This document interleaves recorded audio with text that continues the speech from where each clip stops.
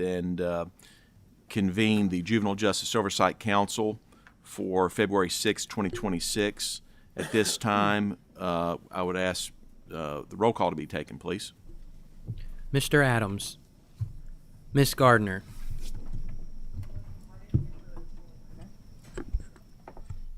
Mr. Gold. Here. Mr. Ramsey. Here. Miss Walker. Mr. Ward. Miss Dennis. Here. Mr. Fletcher. Christina here for Commissioner Fletcher. Mr. Jackson. Mona Womack here for Secretary Jackson. Miss Marks. Beth Jordan for Commissioner Marks. Mr. Preston. Here. Mr. White. Brian Locke here for Commissioner White. Senator Carroll. Here. Senator Herron. Here. Representative Wilner. Here. Representative Wilson. Senator Storm. Here. Representative Elliott.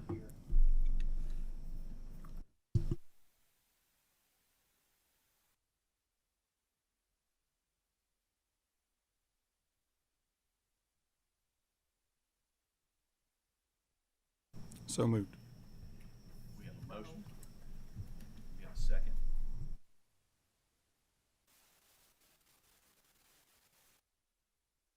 Any opposed?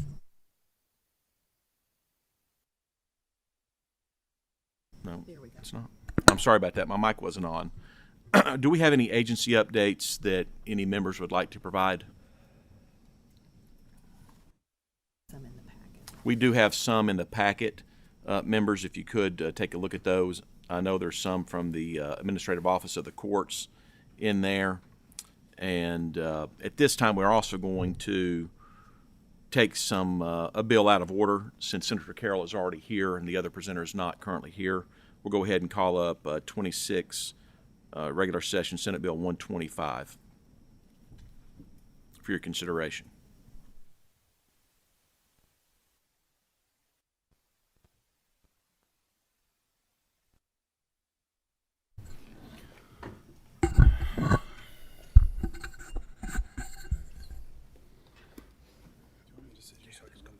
Yeah. Have you given it to them?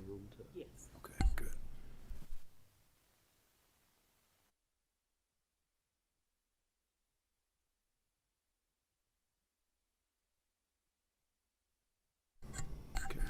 Thank you, Senator. If you could just have yourself identified or identify yourself and your guest, please, and then you may proceed. Thank you, Mr. Chairman. My name is Danny Carroll, I'm State Senator for the 2nd District, and I'm going to ask, there are several people here. This bill has been very much a collaborative effort from a lot of people, but I want the committee to know for specific questions who would be best to answer those. Go ahead. My name is Brian Locke. I'm an executive advisor to the Justice and Public Safety Cabinet. I'm an attorney who's been assigned to work on DJJ statutes, regulations, and policy. I'm Mona Womack. I'm the Deputy Secretary at the Justice and Public Safety Cabinet. And Commissioner White is not here. He's attending actually a juvenile justice conference, so you got me instead. But with us, we have Rebecca Norton is behind me. She is our Cabinet Budget Director for any questions on the funding of the facility. And we have Dr. Clark Lester, who is right behind me. Dr. Lester is a psychiatrist at UK and Chief of Mental Health Services for the Department of Juvenile Justice. And if you're ready, we'll get right into our presentation. Please proceed. Okay, and we have a brief PowerPoint. I'll go through it pretty quickly so that we can have time for questions. There we go. Okay, Senate Bill 125 requires that a facility be built specifically for high acuity mental health needs for youth in detention, allowing them to get the appropriate care they need at a secure state-run medical facility. In this way, Senate Bill 125 fills a gap in services for youth who have significant mental health issues, who are often violent, where private options are limited and detention just simply is not the appropriate setting for specialized secure care. Okay, why do we need this facility in Kentucky? As you all probably know, DJJ has to accept any youth who are court-ordered to detention. The judges make the determination on who comes to detention, and we are required to house those youths. So whether a youth has committed murder or has simply is a truant, we have to have the same youths in detention. Some of these youths have severe mental health illness, though, that render them extremely violent. And with any youth who has an emergency medical crisis, an uncontrollably violent youth needs to be in a hospital receiving treatment. Detention centers simply are not equipped to treat mental illness requiring hospitalization. And we equate this with a youth, for example, who's suffering from an appendicitis attack. We would not just keep them in a juvenile detention center. I think everybody would agree they need to go to a clinical medical facility for care, and youth with severe mental health needs are no different. Private psychiatric hospitals are they're not required to accept DJJ youth, and they routinely refuse to accept or prematurely discharge these youth because of their violent, assaultive behavior that we understand results in hospital staff injuries, so hospitals don't want to accept these youth. These youth also require a disproportionately high number of our staff time, resources to ensure their safety and security, to ensure the youth's safety and security, as well as the safety and security of DJJ staff and other youth in the facility. Okay, go to slide 3. How does the facility solve the problem?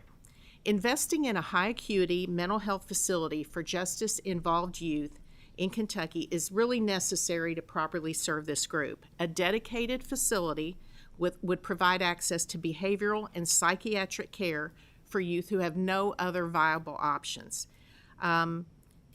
Most importantly, the facility really creates better outcomes and improves future for youth in the care of our Commonwealth. Who does the facility serve? The facility would serve youth who have been determined by a clinical professional following a behavioral assessment to need a secure treatment environment and specialized services. These youth are a safety risk to themselves and to others in detention, and they require a very high level of psychiatric care, and they have been refused placement by hospitals, as I said earlier. You've probably heard about a case that was widely referenced in the media a year ago approximately, and we talked about this case a lot in legislative testimonies that we at the Justice Cabinet provided about one particular youth who really would have benefited from access to this type of facility. This youth was ordered detained by a judge. DJJ had to obey the order, even though she clearly suffered from severe mental illness. And in all fairness to the judge, he did not have an alternative to detention. There was nowhere else for this youth to go because they were extremely violent. But that said, putting her in a jail cell really just exacerbated her mental health, resulting in a deterioration in her mental health. She was a danger to herself. She was incredibly violent with self-harming acts, but also with DJJ staff and property. It's pretty unbelievable. We had several staff actually quit working for us because of this youth. They just couldn't deal with it. And as an agency, we tried 9 different times to place her in a private treatment facility, both in and out of state, and each time she was either refused admission, primarily because of her aggressive behaviors, and in one instance she barricaded this nurse's door, and she severely assaulted this nurse who had serious injuries as a result. So this youth just kind of kept coming back to detention. She could not access the really critical services she needed, behavioral and mental health services, because she was not an adult. She was under 18. But when she turned 18, we kept her in care that long. We filed an involuntary commitment petition alleging she was mentally ill, was a danger to herself and others, which she was.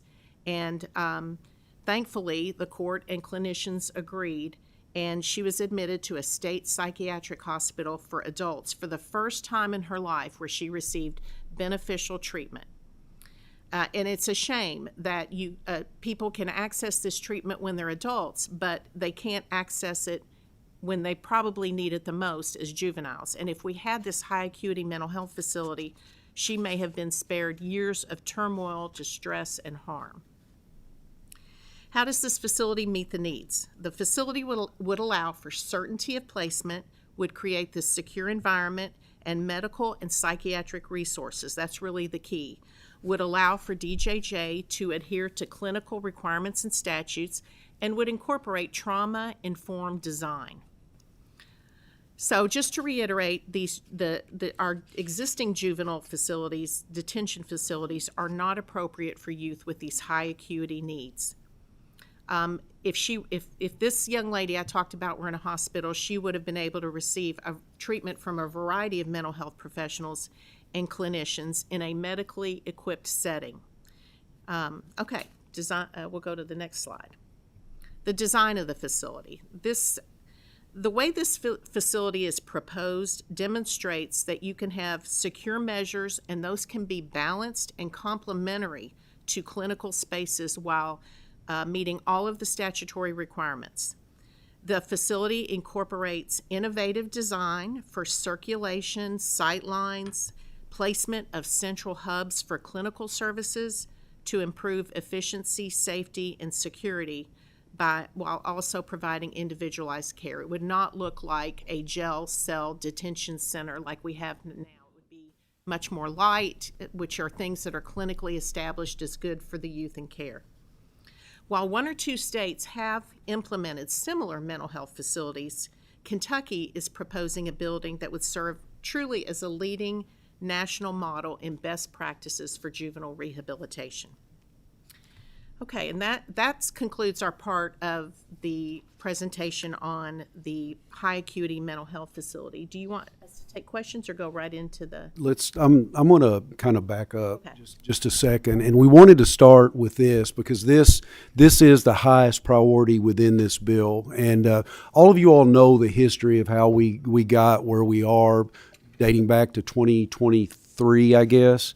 And the work that we've done on this. But the bill, and what I want to do now, first there are a couple more introductions that we need to make. Mr. Chairman, if you're okay with that. That's fine. Yeah, if you would,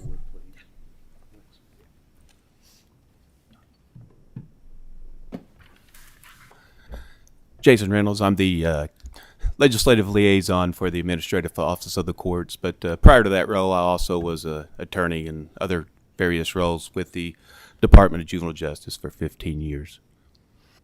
Thank you. Hi, I'm Wesley Duke. I'm the General Counsel for the Cabinet for Health and Family Services. Appreciate the chance to be here.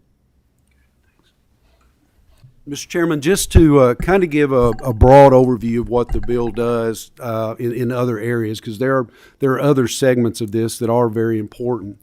In the first part of it has to do with establishing the process whereby kids get placed when they're either in the custody of DJJ or a youth committed to Cabinet for Health and Family Services. And it sets up a process for that child to be evaluated, for each cabinet to kind of assess the evaluation, the recommendations on where that child should be placed, and then the judge would make the final decision. There are a couple provisions in it that as the bill is now, it states that the court shall not order a high acuity youth for inpatient services within a psychiatric hospital or pediatric teaching hospital without the agreement from the hospital. That provision, along with one other that has to do with hospitals declining services, we're going to put a caveat in the bill on that particular aspect that would not come into effect until the acute mental health detention center is operating. Because I fear if we do that now, it's going to wreak havoc on the system, and it's going to make a bad problem worse. So that is something that we plan to do with the committee sub to address that.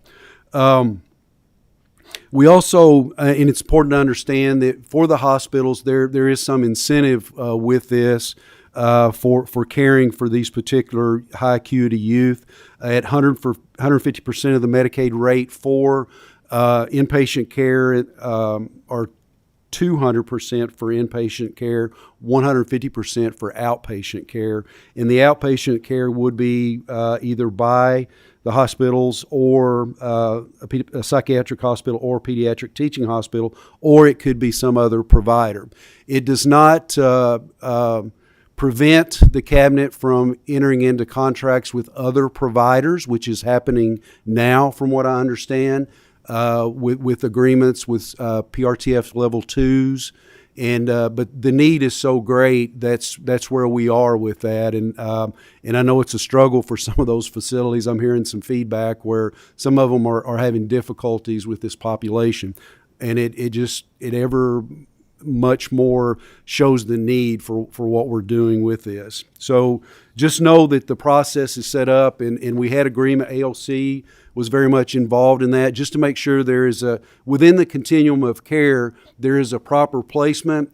And then with the highest acuity kids, if they cannot function within the facility, the hospitals, then the next level would be this detention facility. But it also has a process if we need to drop down in the continuum of care. There is a process whereby to do that, and with judges having the ultimate say on how that works. So everyone was in agreement on that process, and it should streamline and standardize those efforts even more. We do have again, with one of the things that we are going to wait on is to establish a process to remove a high acuity youth from a hospital if the youth commits acts of violence. Again, I feel like we need to wait till that facility that we just spoke of is operating. We talked about the lower continuum of care. It takes care of that. There's a lot of language in the bill from DJJ that simply clarifies their facilities, and colleague here may want to speak more on that. I won't get into that. We dealt with confidentiality of juvenile records. Are all those things you're going to cover? I don't know if we need to cover that since it's not instrumental. Okay. And, a lot of conforming language in the bill. We got into if a juvenile were to escape a facility, the bill would allow DJJ to release personal information on that juvenile for safety purposes, obviously. But we're also going to add provision on that would require them to remove any of that information from any source that they possibly can once that child is apprehended and back into the care of the DJJ. The bill calls for contracts with the public teaching university to provide clinical services for the high acuity youth that are in custody. And I know in the last meeting, Commissioner White spoke about the location of this facility. Our conversations have always been that facility would be located at Central State, simply because of access to professionals, and it made perfect sense to put that facility there. So that has been the plan from the beginning. And these were the days when Secretary Friedlander and Secretary Harvey, when we started having meetings on this. And the final part of the bill that is critical especially when we talk about expenses and what we need to do is, and I think she's about to get into this with the 2 female youth detention centers. And this is a critical element of this. And when we first passed Bill 162, the idea was to separate male-female and violent, nonviolent. And the plan originally was to do that within the 8 regional detention centers. The cabinet came back, Justice Cabinet came back, fiscally just not reasonable to do that, not a fiscally responsibility move to take. And then the proposal was made about just building a certain number of female centers. And we wanted to initially do them at each region of the state to make sure that it was covered. There was a lot of research done by the cabinet related to population of females, where they were from. And then the conclusion was that we would build one in the central part of the state. The co-chairs and I and others visited Marion Adjustment Center facility that was a private prison that is now vacant. really would not work. Commissioner White was there, had great conversations about that, talked through that as thoroughly as we could, and that location simply wouldn't work. Would Marion County probably be a really good place to build this facility? I think it would, because they have a population there that worked at the Marion Adjustment Center. So the workforce issue, I think, would be resolved if we looked in that area. Another area that we're looking at for the second location, which would be in the western part of the state, Madisonville. We have that property there where the police academy will be operating, so I think that would be a good place to look. And then the bill stipulates if the population dictates the need for a third center, DJJ would assess the data from the females that have been in the centers and determine which region would be in greatest need of the third center, and then on to the fourth center between Eastern Kentucky and Northern Kentucky. So that's kind of what the bill does in those areas. And that just kind of gives you a broad overview of the contents of the bill. You all have the copy. If you have specific questions, we can answer those soon. And I will yield the floor. Just very briefly on the 2 female detention centers. The number of females in detention at DJJ has steadily increased since January of 2024. You know, we used to have 20, 25. We peaked in 2025 at 51 females in youth, which we just don't have the capacity for. And just a few months before that, we were at 44. So it went up very quickly. And it does fluctuate, but the numbers are much higher now. There is a great need for these 2 female detention centers to meet the requirements that this legislature passed to get us to a regional model, as Senator Carroll mentioned. You know, that legislation said that we needed to separate boys and girls, high and low level, so that they're not physically together as soon as practical. And it's simply physically not possible with the footprint, the physical layouts of the current detention centers. But these 2 new detention centers for females would make that possible. So it would allow us to get kids back to a regional model. Why 2 female facilities? Well, housing females in each region of the state would require significant construction projects, frankly, at all 8 of our existing juvenile detention centers to maintain those separation requirements. We are going ahead with physical improvements to many of our facilities. DJJ has been working and is currently working on facility projects in Fayette County at the detention center there, at Linden, which is an area of Louisville, in McCracken County, and in Breathitt County. But currently our female youth are housed just at Boyd Detention Center, but we need that facility to house male youth so that we can return to an 8 regional model for everybody. So we know, just summarizing both, we know that the high acuity mental health facility can balance and complement our security measures and our clinical spaces. And the Capital Planning Advisory Committee, which you know is comprised of members of all 3 branches of government, recently recommended funding for these facilities. We're really hopeful that legislation and the request to fund these facilities will pass both chambers and become law. Senator Carroll has worked with us very closely, as well as CHFS, for over a year now to address this gap in facility and care options. And we're hopeful it passes. Thank you. We're glad to take any questions that you may have. Oh, you want to? I turn it over to Wes. Well, yeah, and very briefly, before you ask questions of Ms. Womack, from the cabinet perspective, once again, you know, I was part of those conversations that were referenced between Secretary Friedlander, Secretary Harvey, and Senator Carroll, and all the parties at the table. And Senator Carroll's done a fabulous job bringing the proper people to the table to talk about this. From the cabinet's perspective, this group of children, these high acuity youths, be them justice involved or not yet, and that population is growing, and it's a ever-present issue, and we're here as a partner to take any steps we can to address that and make sure their needs are met. We all know it's difficult, we all know it's expensive, but once again, this population is in fact growing, and we're here to help with that. Thank you. This time we have a question from Representative Wilner. Thank you, Mr. Chairman.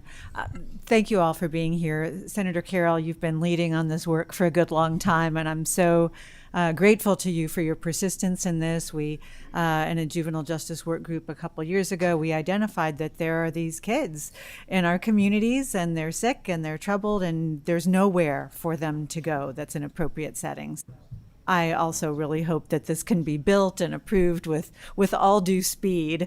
I do have one question about, and I'm not sure that I understood this correctly, but so currently hospitals can say we're a therapeutic setting. We can't take these, these kids who are violent, aggressive, and going to disturb the therapeutic climate for all the other patients that we're serving.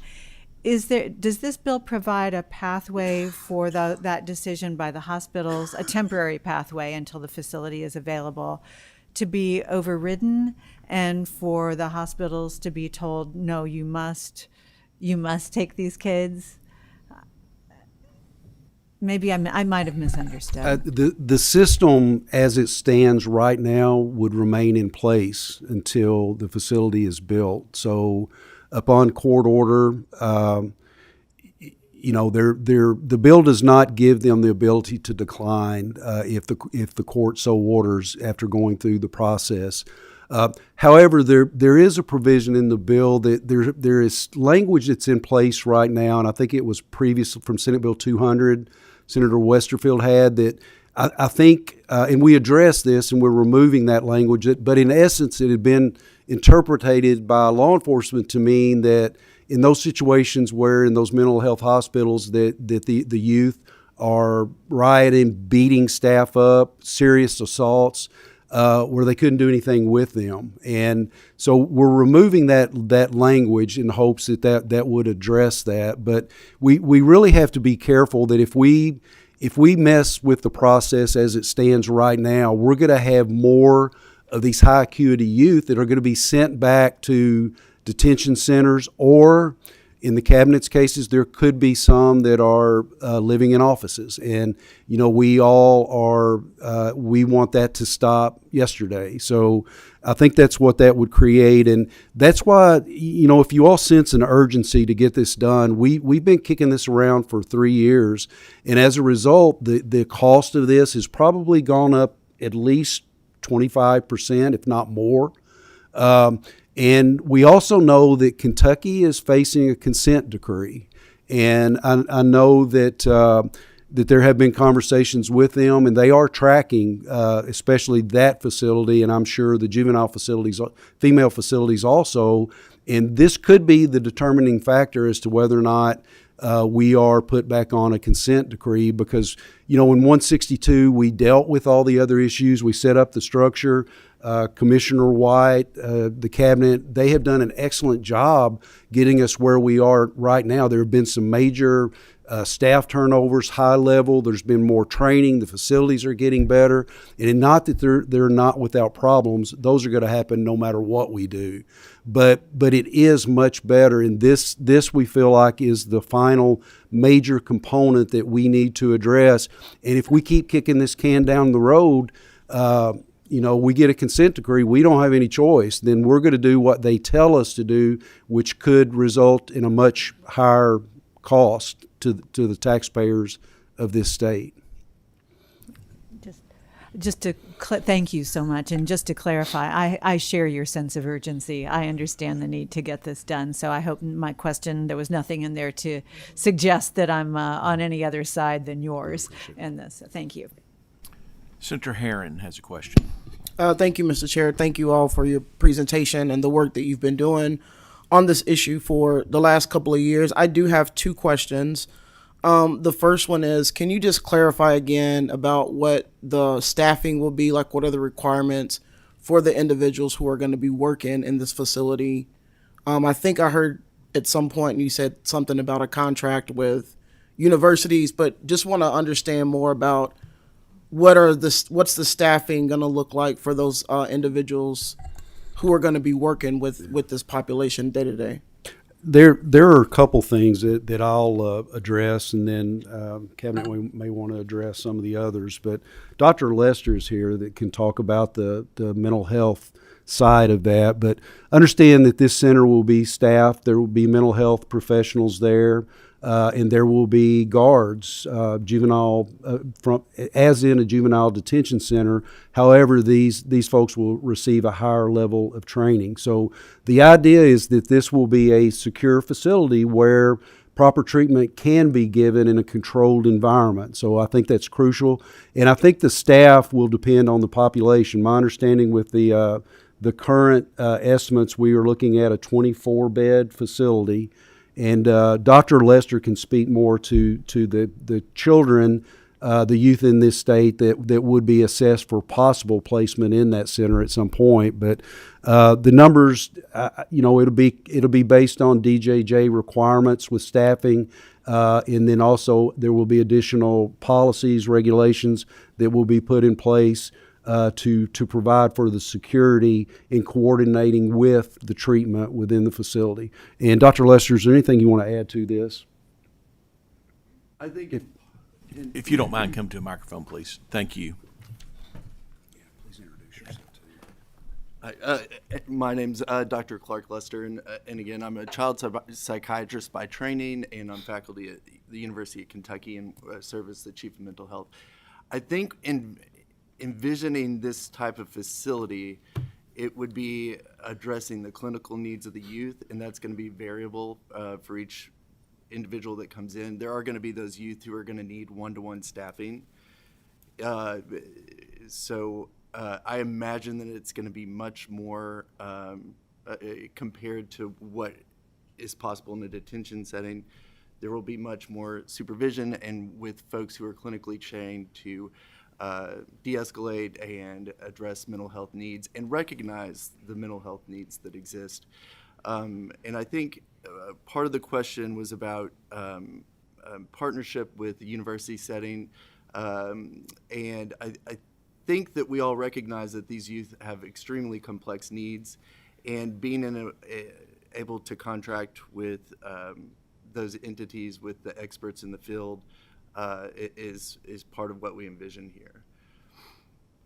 Thank you. And Mr. Chair, I just have one more question. Sure. The other question has to do with the female population increase. Do we have numbers on the average length of stay of that population? I don't know if we have those with us today. We do have those numbers. I don't know if we brought them today unless somebody has those, but we can get them for you. All right, thank you. You want the average length of stay? Yes, for the girls that are being detained over the last couple of years. We'll get it. Thank you. And I do think I saw that the peak on the population within the facility now was 61. It was 51, I believe. 51, and it seems it's going up, but I think in recent months maybe it's declined a little.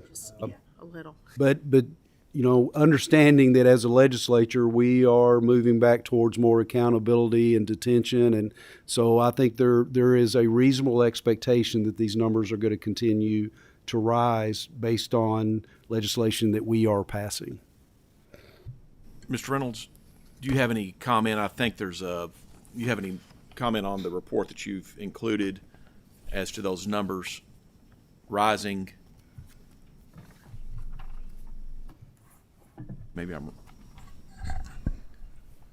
I did check with Ashley on the numbers, because there is, I think, a slight decrease if you look at the chart there as far as on the public offense end.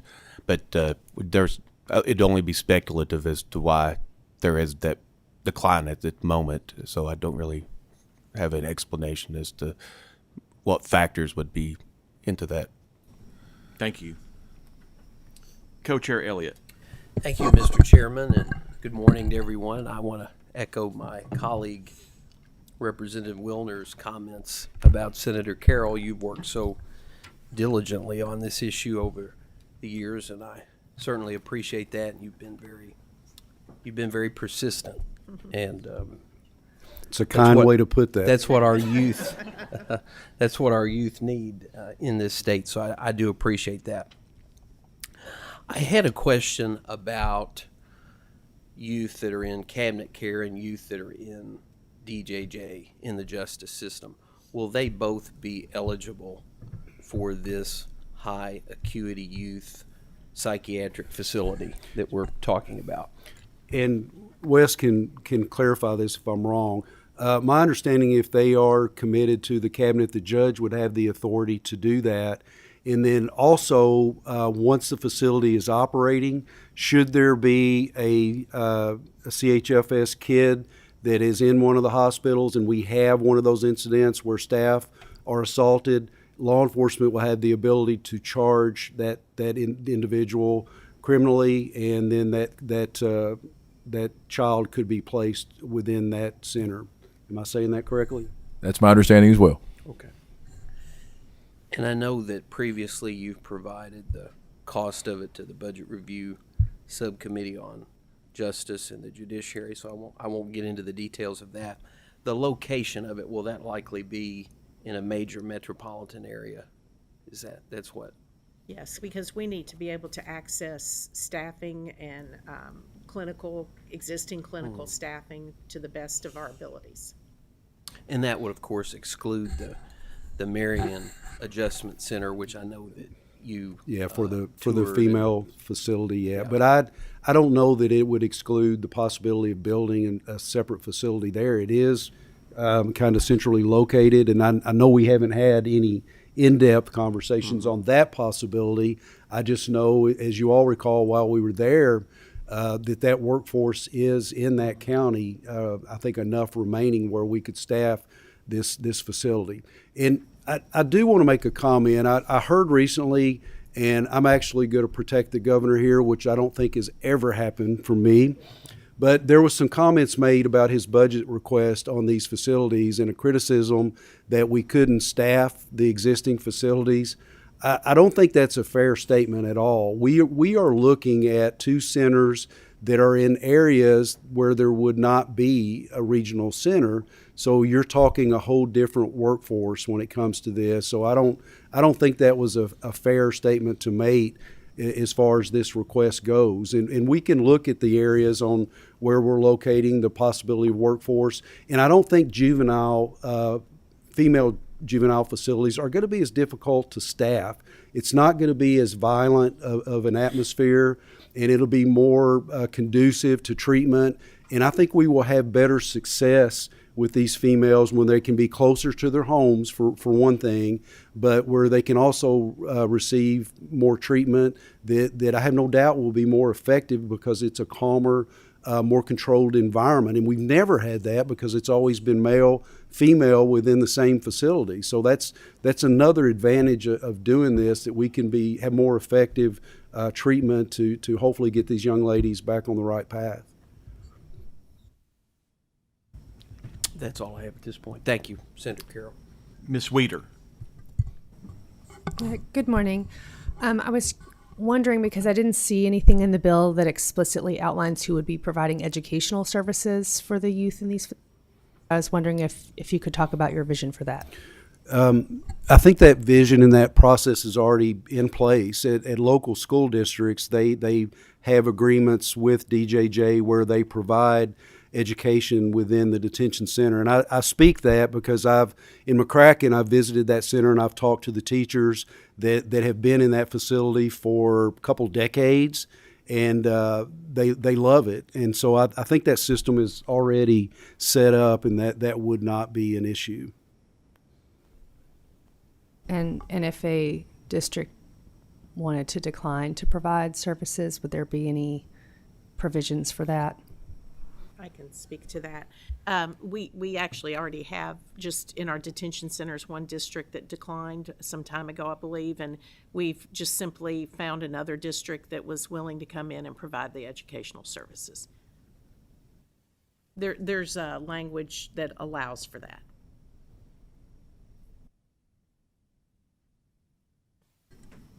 Mr. Gold. Thank you, Mr. Chairman. And thank you again, Senator Carroll, for your leadership on this. That you've been steadfast in banging the drum for better approaches to youth and mental health crisis. So thank you for that. And I always love hearing from Ms. Womack, who Henderson County still claims, and we're still members of the same church. Yeah. So speaking of church, I felt like standing up and saying hallelujah when I heard that the DJJ is definitely going back to a regional model. Henderson County was, and I believe still is, the county that is farthest in the state from any juvenile detention facility, male or female. So the idea that one is coming to Hopkins County is going to be a great benefit to our law enforcement in Henderson, who have to take very long trips, sometimes one day down and back, and then the next day for court, multiple times. And that's something that has taken a toll on our sheriff's department in particular. So very glad to hear that we're going back to that regional model, and that there will at least be potentially a female facility closer to Henderson County. With regard to the specific bill, I have one question that I believe I know the answer, and the answer is probably budgetary in nature.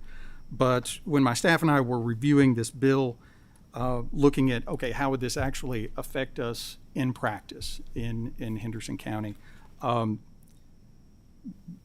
Page 1, Section 2, when we're talking about a child charged with a public offense, saying basically who this applies to, we could only think of one case in the last 3 or 4 years that this would have applied to, because it requires the youth to be in custody of DJJ or DCBS and be charged with the crime. And one of the issues that we have is those youth who are in acute mental health crisis, who are not detained.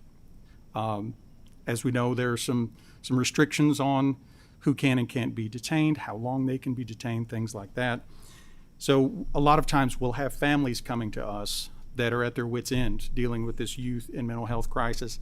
Because they have that pending charge, they can't get into a lot of these private facilities because the private facility says, well, we're not taking that. So we have these youth that we know are in mental health crisis, but they're not in DJJ custody. So this bill wouldn't necessarily help them. I think it's definitely a step in the right direction. I also understand that if that and in custody of DJJ or CHFS would if that was deleted, it would probably open the door budgetarily and population-wise a whole lot. I get that, but I just thinking about the need that we see. A lot of the need for this is not just youth in custody. It's youth that either have recently been in custody or are justice involved. So again, though, I do think it's definitely a step in the right direction as far as getting help for those youth that are truly in acute mental health crisis. I don't know that I agree totally with what you said. If there is a youth that if the cabinet, Health and Family Services, if they commit the child and the judge orders treatment, what this facility will do, I think it will ensure that treatment is available. And you have to remember, there are aspects of this bill that will facilitate lower level providers being willing to take these youth. One, because they're getting enhanced rates, which helps, 200%. That's very, very tempting. That's not enough within itself. And this bill will give them the ability, if they do take that child and that child is so violent that they just can't, then there is a process to move that child on to this highest level facility. So I think in the situation you're talking about, if there is that bad of an issue, it ends up before the judge orders the treatment, there will be availability of treatment for that particular child that's in crisis. Thank you, and I hope that's the case. The bill just does specifically limit it to youth that are in custody, so it's post-commitment or currently in a facility, or at least my reading of the bill. If that's not the case, then all the better. Yeah, I think in most cases, if the situation is that bad, there will be a commitment to the cabinet or there will be some type of act that will get that child DJJ involved, which will lead to the assessment that starts this whole process. But great question. Great question. Did you have a comment? Oh, I'm sorry. I saw you come back up to the table. Did you have a comment?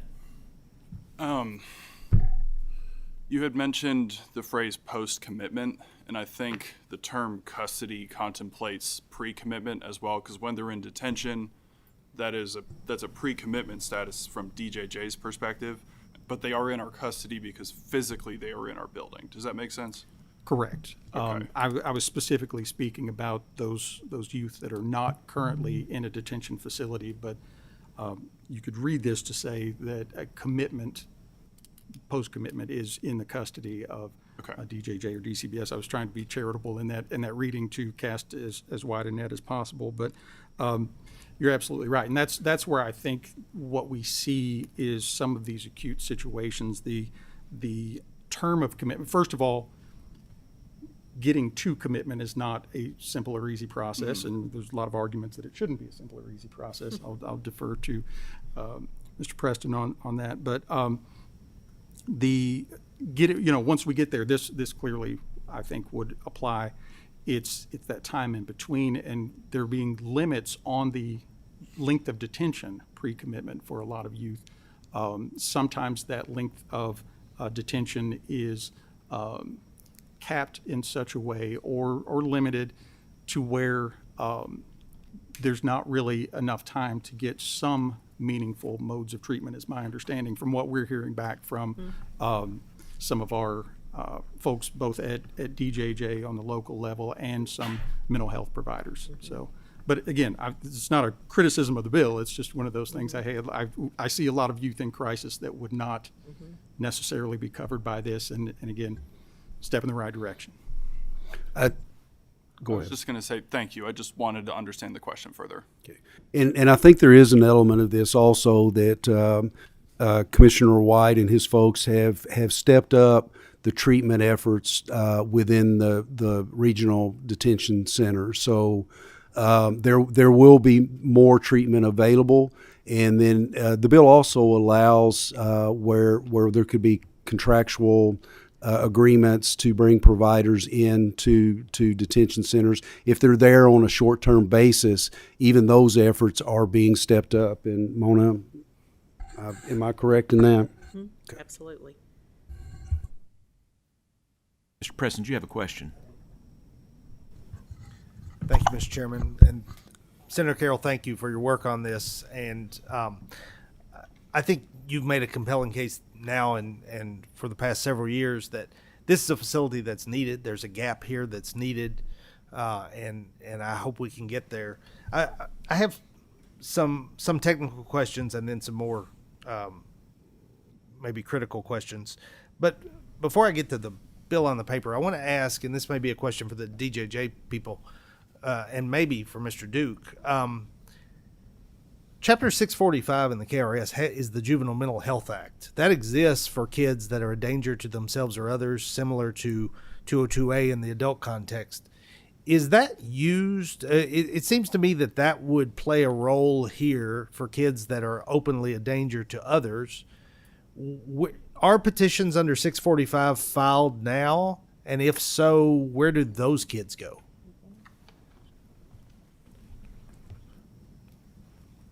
I maybe can answer from an anecdotal standpoint. It's rarely used, from my understanding. It has been used for those individuals who maybe are already in an inpatient facility, and the treatment team they're at a point where they're past the 72-hour hold. The treatment team does not want or to feel safe with discharge home, and they may request further hospitalization through 645. So that would be a mechanism to extending that 72 hours and stay in the same facility? To stay in the same facility, and I'll also say it's driven by the facility itself in those circumstances. There's not a mechanism that I'm aware of for a family or others in a community setting to seek involuntary hospitalization for folks under 18. So if this facility existed, brick and mortar, staff's on hand, it exists, could 645 be used as a mechanism to get kids into a facility like this once it exists? I think, in my understanding of this type of facility would not necessarily be that, because I think that would be akin to our 202A hospitals in the state. Mm-hmm. So I don't think that that's what this facility would do. Okay. Senator Carroll, in the bill and in your presentation, you used the phrase outpatient a few times. I just want to make sure I understand the lingo here. Outpatient to me is in the community, but we're not talking in the community. We're just talking outside the facility, but in a different facility, right? When we use that term outpatient. Correct, and I probably should have clarified that, but that would be the kids that are in our local detention centers and would be receiving treatment there from an outside source. As opposed to being transported to a hospital or yes, or in this facility. Correct. Gotcha. Okay. How do you foresee this working for a new arrest? Because we've talked about pre-commitment. If a child is, I'm going to talk about someone not charged in a second, but let's assume they are charged and they clearly are in a state where they would meet the criteria here. Mechanically, can somebody walk me through what would happen? In the bill, when a juvenile is taken into custody and they enter the facility, there would be an assessment arranged at that point. There would be a report on that assessment. A representative from DJJ, CHFS would review that. If both parties are in agreement, there would be what's the proper legal document? Petition. A petition. And that would be given to the judge for the judge to concur with, or if they had another decision. And if there's disagreement, each one would submit a petition to document their beliefs on what the treatment should be and where, and then the judge would have final say on that. Do we envision that happening quickly? Like, are we talking about a 2-day process here, a 10-day process? I think within the bill there are some time requirements and requirements for availability. So no, it should not take that long. Okay. One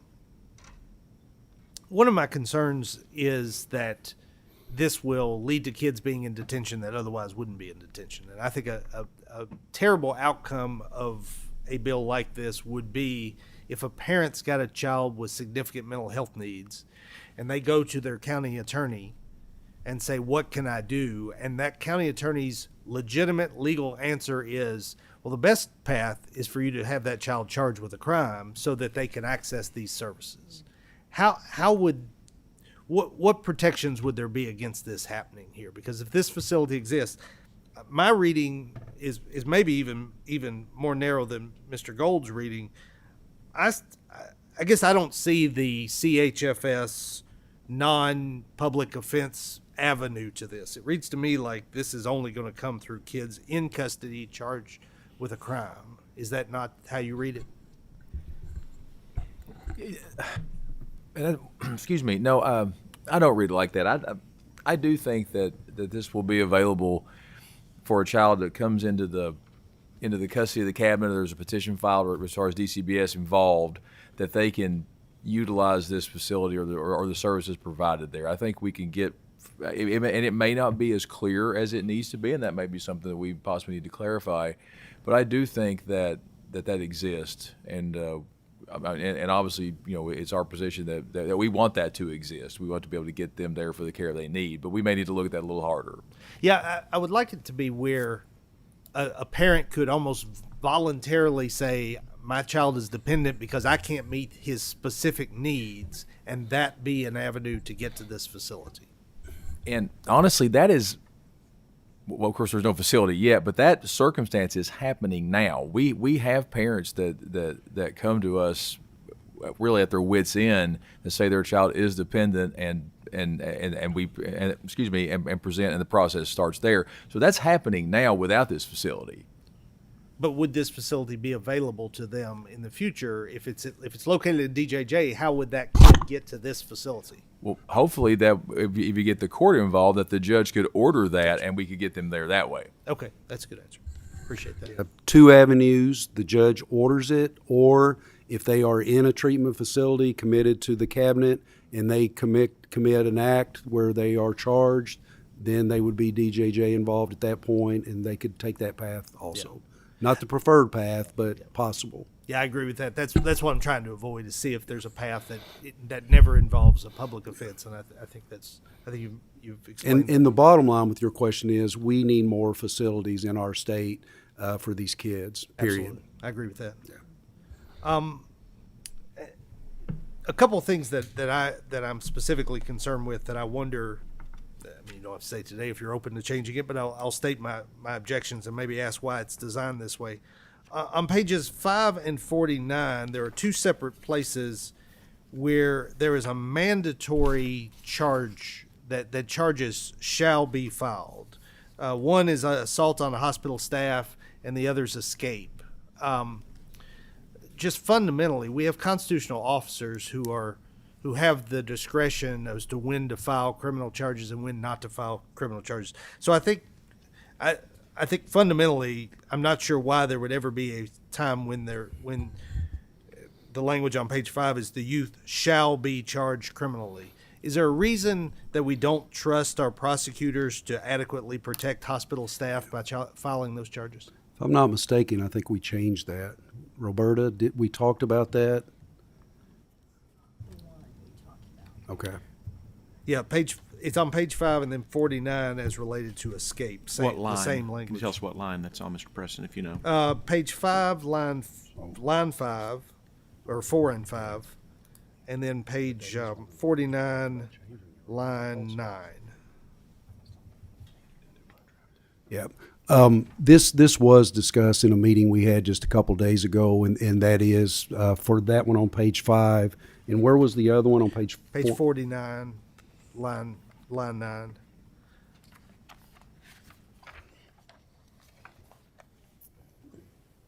That's the A1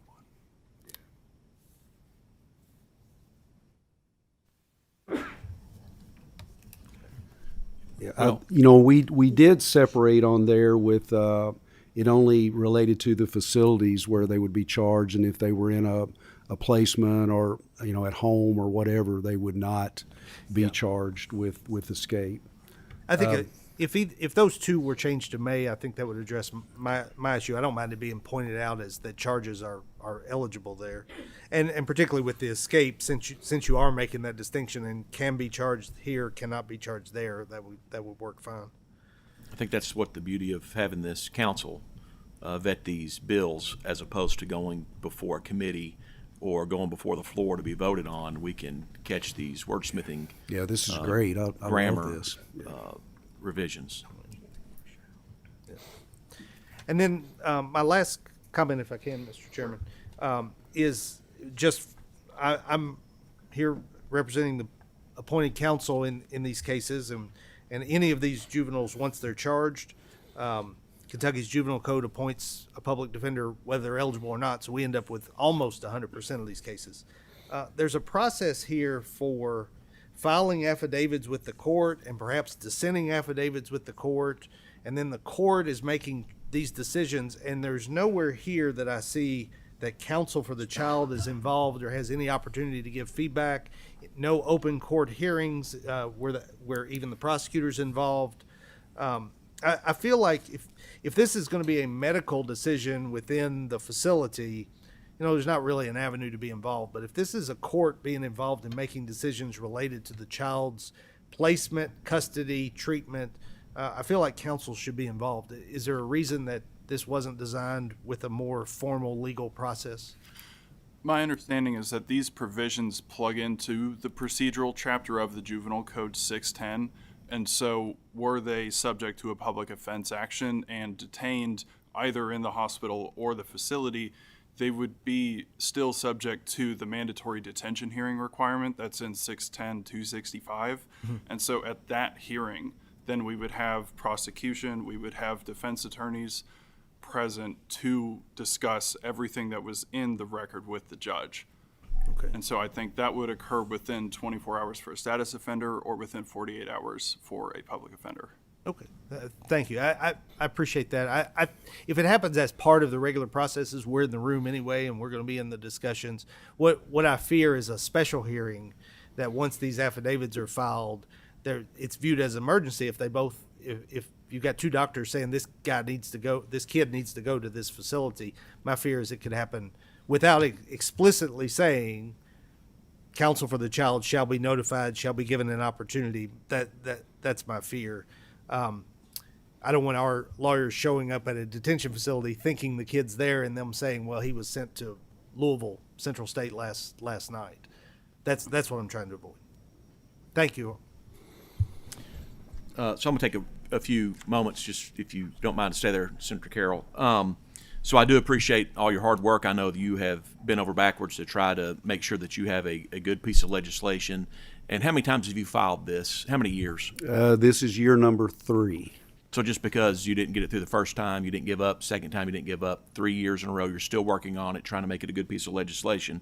And I appreciate that because kids are the most important asset in this Commonwealth, in this nation, in my opinion. What I want to talk about, though, is go back to Mr. Gold's question on page 1, beginning at line 24. I want to make sure the record's clear, and if this is being televised or recorded, that we're very clear. He pointed out the public offense, but then there's an or after that, about the middle of the page. It says, or subject to a court order, correct? That is correct. And then on down there it says, there's an and it says, in the custody of DJJ, but then there's another or on line 26. So this would apply to those individuals, those children that are in the cabinet's custody, correct? Correct. That's your understanding and your interpretation of Yes. that? Okay. And then I did have a couple questions for Dr. Lester. I participated in some of these hearings in the past.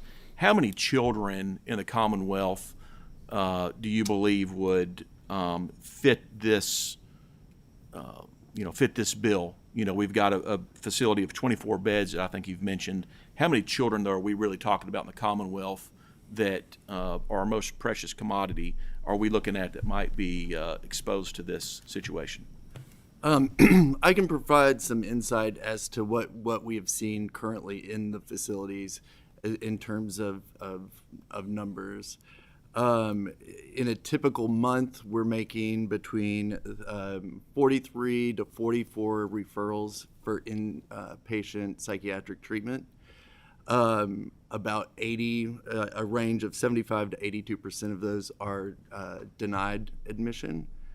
And so we're looking at that leaves about 30 to 35 youth across our facilities that our mental health professionals within the facilities feel like they need an inpatient level of care who are being denied that access to that care. And a lot of the reasons that we receive, a lot of times we don't hear exactly why the denial is made, but we hear terms like they're too acute, there are no beds is also a very frequent response. They're too aggressive. This youth has already assaulted one of our staff in the past. So those are the responses we get from the facilities. Thank you. I do think it's important. In the beginning of this process, the first numbers that we came up with a couple years ago, there were questions about justifying the number of beds. But I think it's important to remember that the continuum of care is what this relates to. And we're talking about the highest acuity kids. And with the creation of this entity, it's going to free up space in the others simply because those facilities will be willing to expand and will be willing to take kids that they normally wouldn't, because they know that if that kid becomes too violent, there is another option and they can move that child out. So I think it's going to help to accomplish that. And the bill calls for 24 beds is what we're looking at, and that's based on numbers. But I know in the last presentation there were some concerns that with the numbers. But we have to make it clear these are the highest acuity kids that we're talking about here. And without question, there are enough kids that are assessed that would fit this definition and would be housed in this facility. That facility is not going to sit empty. Seeing no further questions at this time, I would encourage all the members. First, I want to thank you all for being here today because I think this is critically important to the process. So if you could, consider all the testimony, consider the legislation that's being proposed, and come up with some recommendations if you have any, if you think there's no need to make any revisions or recommendations, and make sure that you send those to Co-Chair Elliott and myself so that we can both review those and consider those and also share those with the bill sponsor. But at this time, seeing no further questions on this matter, thank you for your presentations. Thank you. And to both chairmen, thank you all for the time that you all have put into this. It's made a huge difference, and I think it's given both of you a better understanding of what we're trying to accomplish. So this is a great committee and the resources we have. The idea to start utilizing this committee to a different level, I think is great, and I think it's going to create better legislation dealing with our juveniles. So my compliments to both of you. Thank you.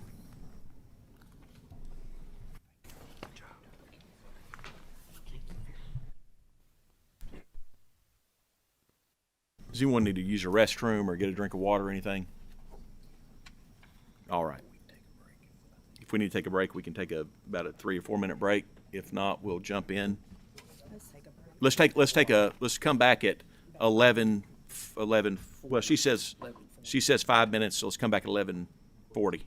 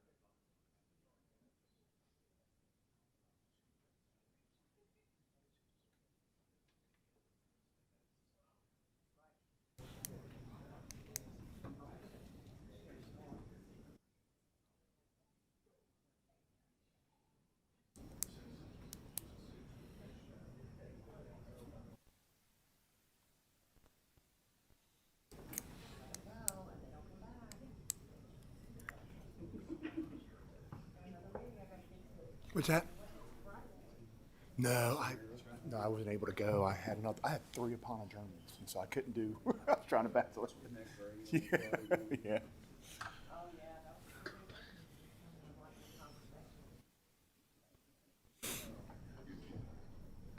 Okay, I think we have everyone back that was here previously, if I'm not mistaken. So at this time, we'll go ahead and transition to 26 regular session Senate Bill 101. Senator, if you could just identify yourself for the record, and you have the floor. Thank you, Mr. Chairman. I am Matt Nunn. I represent Senate District 17, where I've coached many baseball games on the opposite side of the venerable Damon Preston.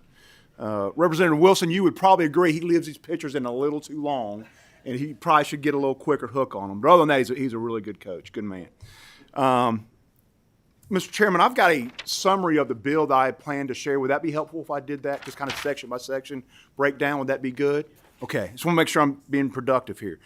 So Senate Bill 101, there's 6 sections, and just a quick breakdown of each. So Section 1 amends KRS 158.150 regarding suspension or expulsion of students. This would require each local Board of Education to adopt a policy requiring a minimum expulsion of at least 12 months for a student in grades 6 to 12 who is determined by the board to have intentionally caused serious physical injury to school personnel on school property or at a school function. Section 2 amends KRS 158.155 regarding reporting of specified incidents of student conduct. It would require school employees to immediately report to law enforcement any assault of any school employee believed to have occurred on school property or a school-sponsored event by students grades 6 to 12, and require school employees to immediately report to the local Board of Education any assault of any school employee believed to have occurred on school property or a school-sponsored event by a student in grades kindergarten through 5. And the distinction there is there's different expulsion requirements for K through 5 through 6 through 12. That's why that distinction is made there by grade. Section 3 amends KRS 158.990 regarding penalties. It provides penalties for any person who intentionally violates KRS 158. So the reporting requirements we just talked about, if you violate that, there would be penalties involved. Section 4 amends KRS 200.505, definitions for Kentucky Penal Code. It amends a definition for serious physical injury to include certain conduct directed towards school employees. Section 5 amends KRS 610.200, duties of a peace officer. This provides that an officer is not required to take a child into custody for felony violation of KRS 508.025, which is assault in third degree. And Section 6 amends KRS 635.020, criteria for determining how a child is to be tried. It provides that a child 14 years of age or older charged with a felony violation of KRS 508.025, assault in the third degree, may be prosecuted as an adult. And so that's the summary. And I'll kind of just go through how we got to this point, Mr. Chairman. Before I ever considered running for office, my wife and I were out to dinner with a couple friend of ours, and the wife in that marriage is a teacher, school teacher, and she is a little bitty, about this big, and she commented, she said, I am scared to go to work most days, and I was kind of surprised, and I said, why? And she said, Matt, there are boys in my class that are your size that have no respect for authority and no fear of consequences. And she would have left the profession, except her husband is a small business owner, and she's the one who provides the insurance for the family, the husband and their two children. And so she went to work every day fearful for her safety. And after I filed this bill, I already knew it was a bigger problem than just her. I've talked to many, many people. I have a lot of anecdotal evidence on this. But after I filed this bill, I learned from the KEA, they shared a statistic that since 2021, in our Commonwealth, there have been 25,000 instances of assault against a teacher in Kentucky schools. And so this is a large problem. And I do have one story that I would like to share. I was sent to me from a teacher from Fayette County. If you'll indulge me just a minute. These are her words. And she has given me permission to share her story. Well, make sure if she's giving you permission, make sure you identify who she is. I guess if she's giving you permission to share her story. Well, I took her name off for anonymity. Is that I didn't want to share her name, but she said that I could share her story. So it's a confidential story? She said I could share it, but I didn't want to share her name. You do what you feel's best, but okay. Yeah. I can share her story later if anybody wants her name. I can give her name later. How about that? Well, go ahead and share her story Okay. if you feel it's appropriate. Yes, But it is. It is, for the record, it's a confidential email that you're not going to share the identity of the individual, but it's a story that was shared with you. Correct? Yes, and she told me that I was free to share it. She said, I want to write, excuse me, I'm struggling with a cold right now. I wanted to write and thank you personally for sponsoring Senate Bill 101. As a teacher whose career ended due to violent actions of a student, I can attest that this is necessary, timely, and important legislation. I worked for almost 15 years in education. I love my kids, all of them. In what turned out to be my final year, I was left in an impossible situation.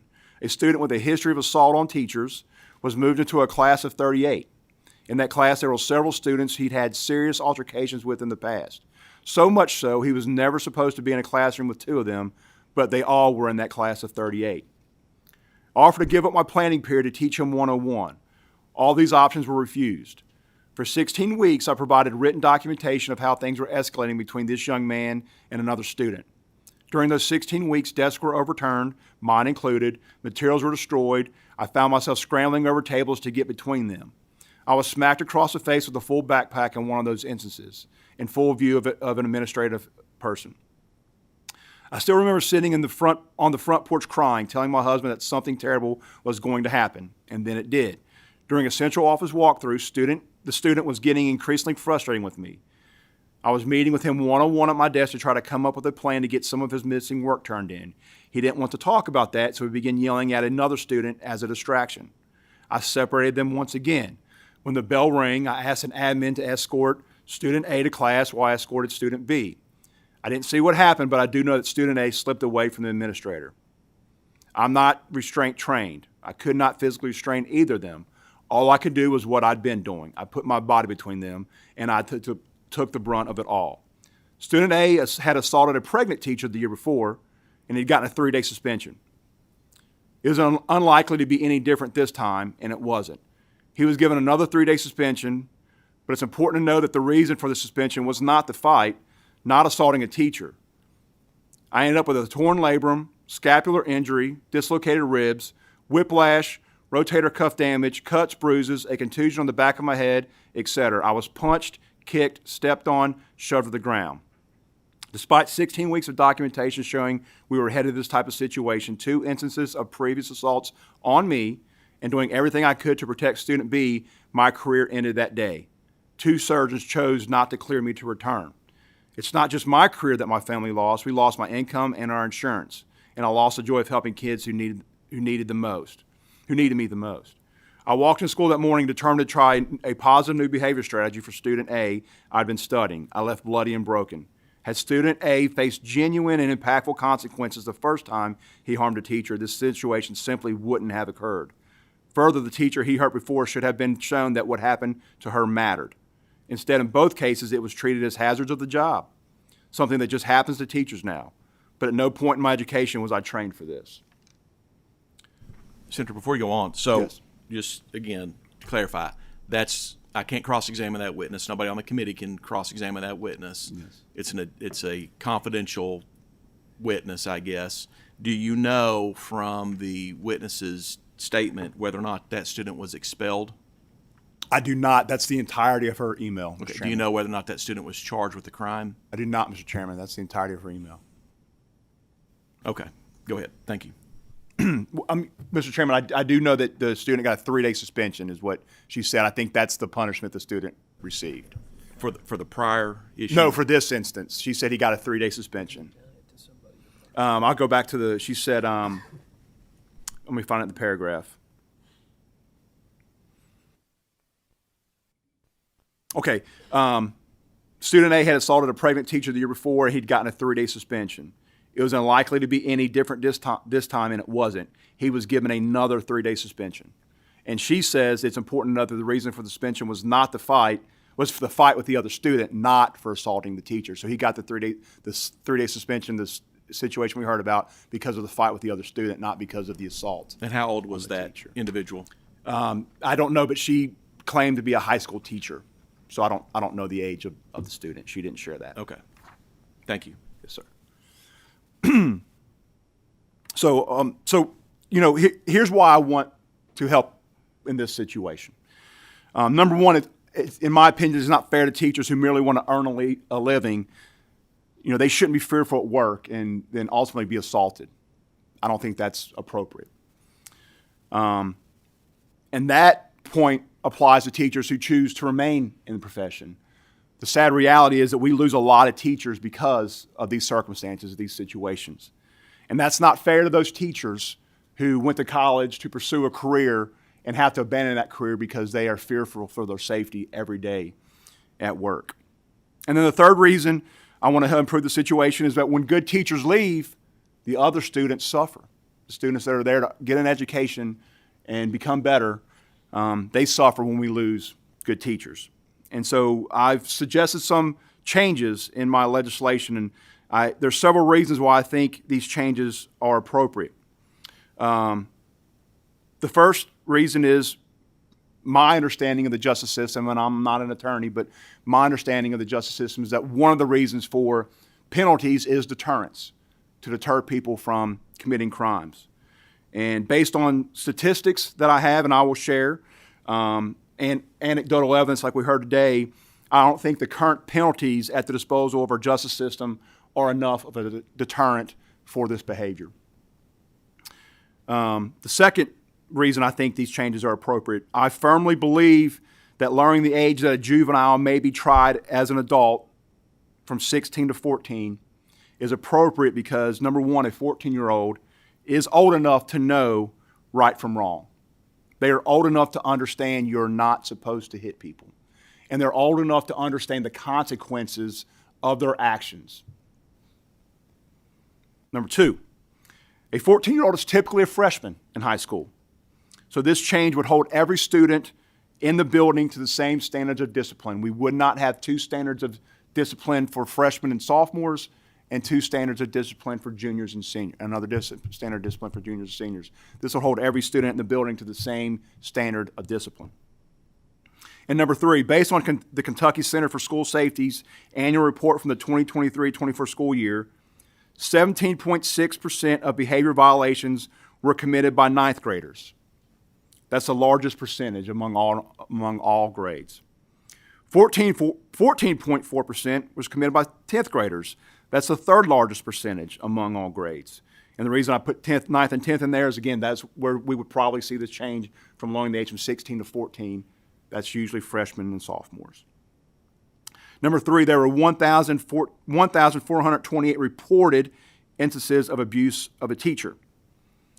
And there were 373 reported cases of third-degree assault in that school year alone. And I emphasize the word reported because I guess I'll share 2 points there. A couple of years ago, this General Assembly passed legislation to protect hospital employees who suffer assault in the workplace. And I learned this summer that for whatever reasons, I won't speculate why, but a lot of those assaults are going unreported in hospital settings. And so I wanted to ensure that that didn't happen here, and that's why I included that in my bill, and I was very thankful that I did. After filing, I heard from several school employees that this is a very underreported issue. So when we think about those 25,000 instances since 2021, a lot of school employees would say that that's probably a low number, that there's been many more that have gone unreported. I also believe that removing the requirement from one prior adjudicative offense to charge a minor as an adult is appropriate because 42.1% of students had 2 or more behavior violations. And secondly, if assaulting a school employee is their first offense, do we really want to give them the chance to do it again or to assault a student the next time?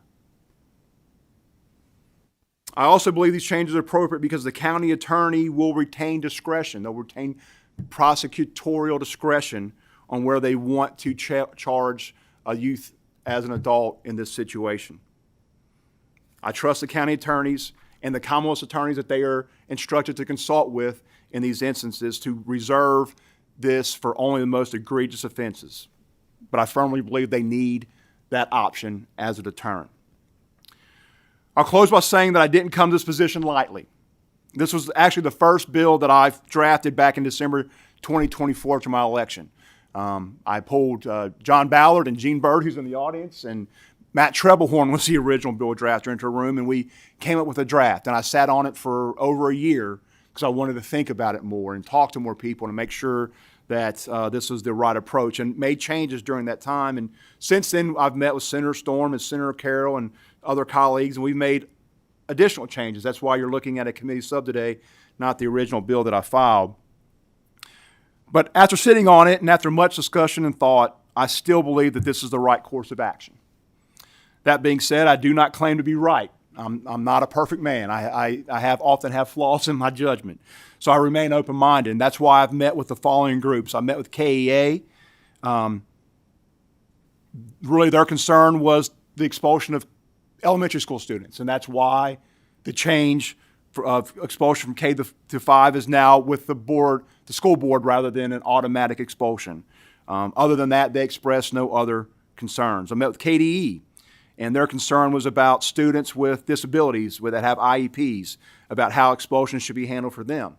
And I am now working with them for another committee sub that will address students that have IEPs and how the expulsion applies to them.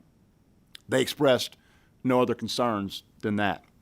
I met with the School Board Association. Their sole concern was the local control aspect, but overall they are neutral on this bill. And I met with the Kentucky Youth Advocates, and their sole concern was students that are expelled getting services while they're expelled. And I told them that this wouldn't prevent that.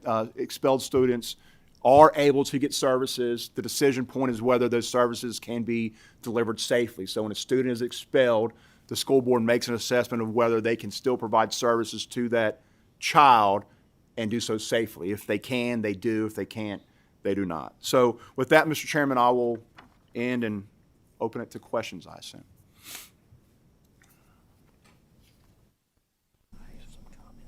Senator Carroll.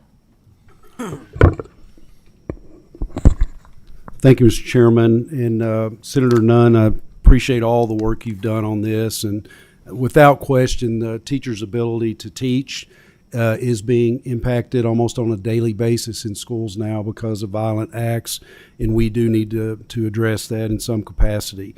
The question I have, it's you and I had a lengthy conversation about this, and this is clearly a question related to statute. and when the statute allows for a juvenile to be certified as an adult, a 14-year-old juvenile. Under this, the assault 4 or assault 3 that takes place would be a Class D felony.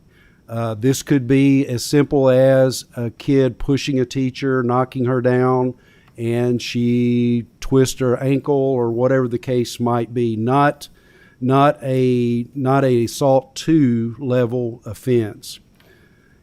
Under statute, under assault 2, which is a Class C felony, a 14-year-old juvenile would not be eligible to be tried as an adult.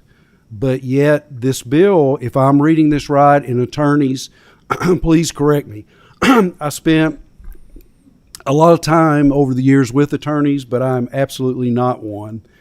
But if I'm reading this correctly, a kid could feasibly be tried as an adult for a 4th-degree assault when, if the assault was more severe and the kid was charged with 2nd-degree assault, which is a Class C felony, that child would not be eligible unless there was a firearm used. Am I reading that correctly?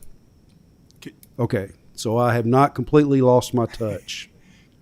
Okay. Senator, during that conversation, any thought on adjustments? I remember you had brought up the comment that maybe I need to increase this to cases where it's a 3rd-degree assault to make it where they could possibly be tried as an adult. Yeah, thank you, Senator Carroll. And number one, thank you for coming to me early on at this. I appreciate the conversation that we had. It was lengthy, and I really do appreciate it. So we did. I think that one change has been made, and I want to make sure everybody understands the definitional change. And I wish I could find it quickly in my paper here, but I think it's on page 14. Yes, page 14. It describes the serious physical injury. It describes some of the, I guess you say, injuries that would fall under that definition. So right now, that definition applies if there's violence on a child between like a family member, and it also is expanded to include victims of domestic violence. And so this change would then include school employees in that definition there.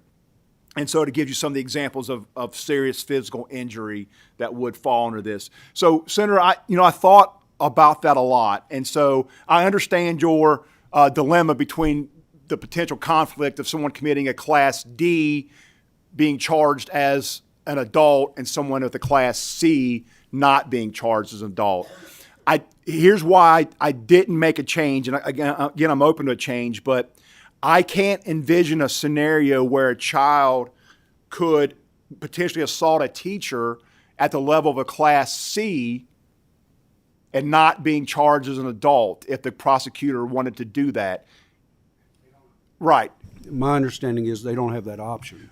Well, that's because they're determining the injuries are serious enough to be a Class C, but if they wanted to charge the youth as an adult, they could charge them with a Class D, and they would then be able to charge them as an adult. So I think that the prosecutor would retain that discretion in being able to bring that down. And so then the next scenario is when you've got a youth who assaults maybe another youth or me, and it's a Class C level felony versus a youth that assaults a teacher and it's a Class D level felony.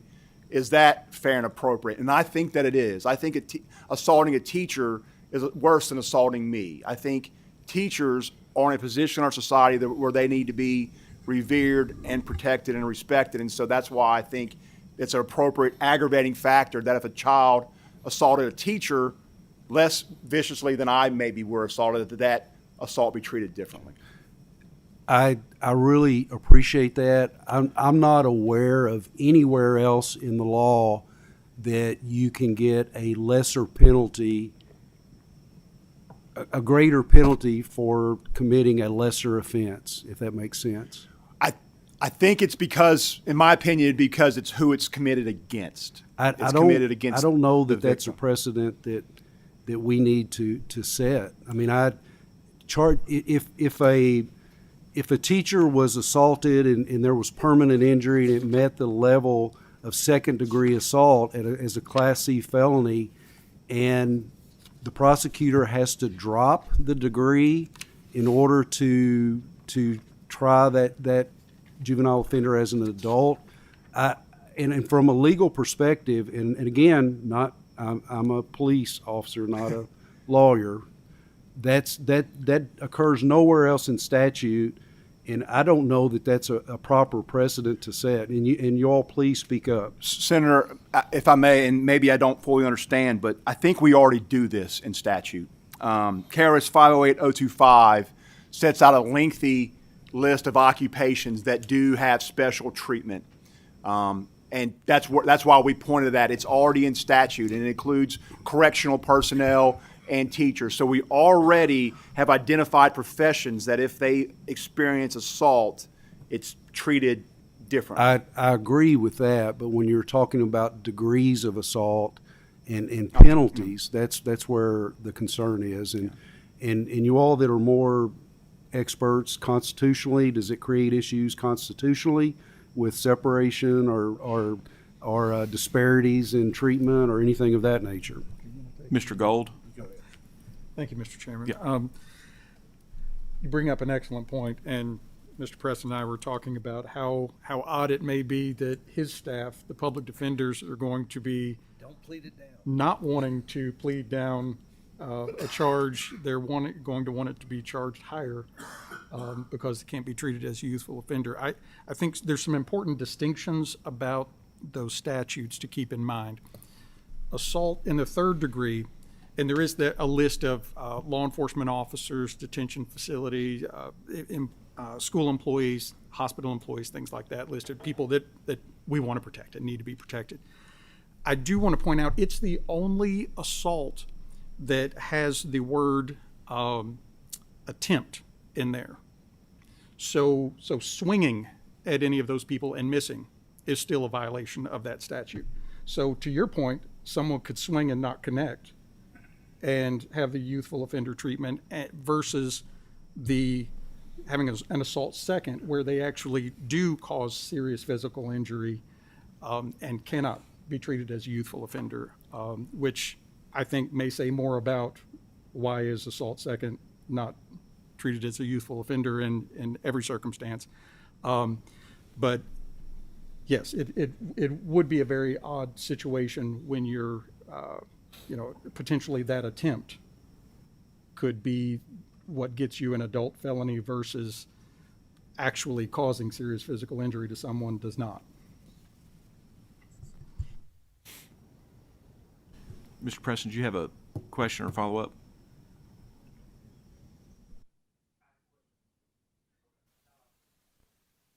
So one of the things I wanted to ask you about is I noticed in the sub, it's different than your initial bill. On page 2, you talk about, beginning at line 1, you talk about students in the 6th grade through 12th grade and talking about intentionally causing serious physical injury. And I think it's interesting that you didn't cite the statute where serious physical injury is at. You say go to section 4, so then we flip over here to section 4, and you're actually changing the criminal code, are you not, as it relates to that statute regarding serious bodily injury?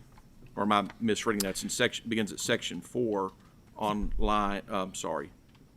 page 11, line 24. It says that KRS is amended, which is the where serious bodily injury is found, and you're then amending it, and there's an amendment that goes over to page 14. I think this is kind of what Senator Carroll was talking about at the top of the page.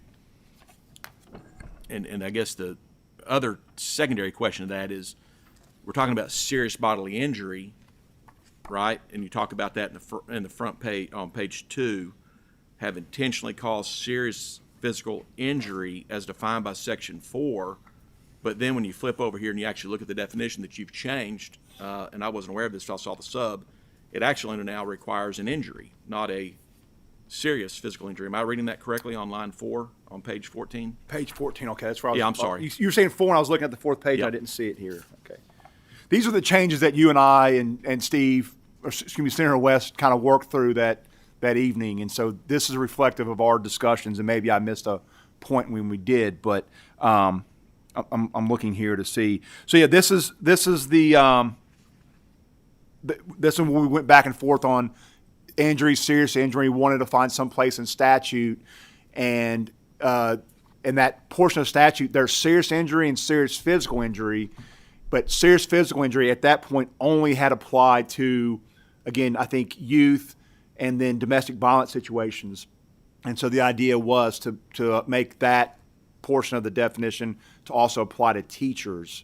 So that's how that happened. And I'm sorry, I may be missing the other part of your question or concern. Well, I think when you and I met, I was talking about the definition of serious bodily injury that's currently in statute, but what you've appeared to have done, maybe with the bill drafting team, I'm not sure, you've changed the actual definition going forward in section 4 on line Yes. 24. Yes. So And the reason for which that is is not something you and I had discussed. I'm sorry. Yeah. The reason for that is wanted to have a more, because the current, it just says serious physical injury, and there's no definition for that. It's very much open to interpretation, in my opinion. So I wanted to point to somewhere in statute, and I liked that definition because it's very descriptive. It gives very clear instances of examples of what a serious physical injury would be, and so that's why I liked that portion of statute and wanted to point to that specifically.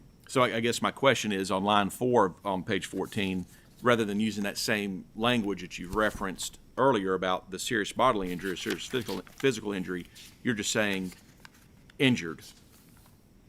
You see what I'm saying on line 4? Okay, hold on. Yeah, I'm reading it now. Instead of serious physical injury, you're just saying, hey, if this person's been injured, then therefore it automatically classifies them as a serious physical injury because they're a protected class. I see. Yeah, Right. Yeah. The standard of proof is what I'm concerned about. We can talk about that. I just wanted to make you aware of that. Yeah, and that's fine. We can monkey with that all we need to get that right. Okay. Again, I'm open. I want to make sure that we're Thank you, Mr. Chairman. I'm not an attorney. I'm not even on the Judiciary Committee, so I'm a little out of my depth. But and I appreciate you and me both. Well, I appreciate the intent of this, the stories that you shared. I mean, it's horrifying, and I've got teachers all over my family, like a lot of us do, and all of the things. So I understand the intent here. I'm also a former school board member, and so. That requires determined by the board to have intentionally caused serious physical injury. I will say, as a school board member, that was not a determination that I could have made, and I'm worried. Where is the evidentiary standard for school board members to make those determinations? And in a court of law, and this really seems like criminal behavior that we're talking about, not just a school discipline issue, even though it's happening in a school. But it seems like the structures that are all in place in our judicial system are certainly not in place in a school board. So I have a lot of concern about that. And then the other piece that I'm concerned about is the automatic 100-day suspension. We've heard Senator Carroll's bill where we talk about these kids where we have no place to put them. These kids that are out of school for 100 days, they don't cease to exist. They're somewhere. And if they're not in school, they're in the community. They're, and these are troubled kids. Maybe they need to be in detention. But again, that's something that should be decided through the court system, not through a school board process. May I? So my that was the chief concern expressed by the Kentucky Youth Advocates, and my understanding, talking to superintendents and talking to staff, is that school boards have the option to provide services during that time. They have that option today, and they do not lose that option through this legislation. And so they decide if those services can be provided in a safe manner. I think that includes counseling, alternative school settings. There are options at their disposal that they then decide whether those options can be given safely or not. And so I think that addresses your concern. It's the same concern, like I said, the Kentucky youth advocates had. And once they learned that, they were, I think, okay with it. They want same idea, same goal. They want to make sure that this child during that year, when they do come back to school 1 year later, they're better for the experience. They've received educational services, they've received mental health services, whatever they need to have, so that this is a productive experience for them. Our schools are tasked with so much that feels very aspirational to me. And I wish that we had the resources in our schools. And if somebody's maybe doing online learning, they're not, physically in the school, and maybe they shouldn't be if they're dangerous, But again, it seems more like something to go through the courts rather than to be treated as a school discipline issue. So that's a big concern that I have. Yeah. Well, Mr. Chairman, may I think that's a situation that we're faced with today. That's the conditions that we have today. And if it is egregious enough, it would go through the courts. I mean, we do have a possibility that child is prosecuted in this instance. But if it's not egregious enough and it's not prosecuted for whatever reason, we would have the situation where a child is home and during a 1 year expulsion, and we have that possibility today. And again, school districts can give services today if a child's expelled. And I absolutely think it's appropriate that if a child is violent enough that they'll hit a teacher, that they spend at least 1 year away from the classroom setting to ensure that they don't hit a teacher or a student during that year. Okay, Mr. Preston. Thank you, Mr. Chairman. Centered on a few questions about this, and I'm about to do something I've never done, and I hate that I'm doing it, but I'm old enough to remember when some of these statutes were developed, and so I hate to play the I was there when card.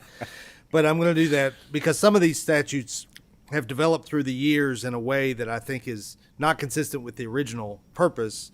And while the proposal here is not to really repeal anything, we're extending it further than I think it should go, and that there are a couple of places for that. So first is just the assault ladder, assault fourth, assault third, and assault second. Senator Carroll's gotten into this a little bit, but the way it was designed was you've got misdemeanor assault and you've got felony assault for serious injuries, and that was decided that would be a Class C felony. And then it was decided that for certain groups, and it originally was just law enforcement, assault third would exist as a Class D felony for essentially a misdemeanor assault against a protected group. And again, it was originally just peace officers. And then I've been up here for 15 years. I think not a year goes by that some group's not here trying to expand assault third to say we should be a protected group. And so that statute's grown, and it includes school officials. And so I think we've mentioned that protection's already there under existing law. So it is a felony assault if a child assaults a teacher. As was mentioned earlier, that includes attempt, which was in the original statute to protect law enforcement because we really wanted people not to try to harm law enforcement. So we put that a completed assault exists even on an attempt for law enforcement. Doesn't exist for me, doesn't exist for you. As far as if somebody swings and misses, that's a non-crime. I love you, but I agree. Yeah. And so, but if you or I were a peace officer, a swing and a miss is a felony assault. And it's up to prosecutors to decide whether that should be prosecuted or not. I'm concerned that with what we're doing to the definition of serious physical injury, that's going to mess with this because it then elevates teachers to that assault second level, which even peace officers don't get if it's not an automatic serious physical injury. So here's kind of history lesson number 2. Serious physical injury was originally what's in the definition just up to the first period, which is basically, is the injury serious? About 10 years ago, advocates for to protect children against abuse came in and said that statute, that definition doesn't take into account the special circumstances of a child under 12. And that's why that definition has all of these very specific, any burn requiring hospitalization, any bruising to genitals. That was because of the special needs of a child, that an injury that I would recover from in a day, a child may never recover from because their body's still developing. That's why that exists. And so that made sense for that protected, because their bodies are different. Then it was amended, as you mentioned, to include domestic violence victims, where that doesn't exist. I made this same point at the time, that's not the purpose of all those specific injuries, wasn't to talk about adults, it was to talk about juveniles. I think adding teachers to that, there's two things about it, and I'm using teachers as shorthand, all the educational people. There's two problems with that. Number one, a bruise on a teacher's arm is no different than a bruise on my arm as far as the seriousness of the injury. Having them recognizing their status as a teacher is already in assault third. So we don't need to make that change to serious physical injury. And my second concern is, like what I mentioned with assault third, this change, I fear, would be step one of a 20-step process to get everyone who's in the assault third list put into the definition of serious physical injury. And I just don't think that's the place for it. An injury is serious or not based on the condition of the body, not based on who the recipient of the assault is. So I think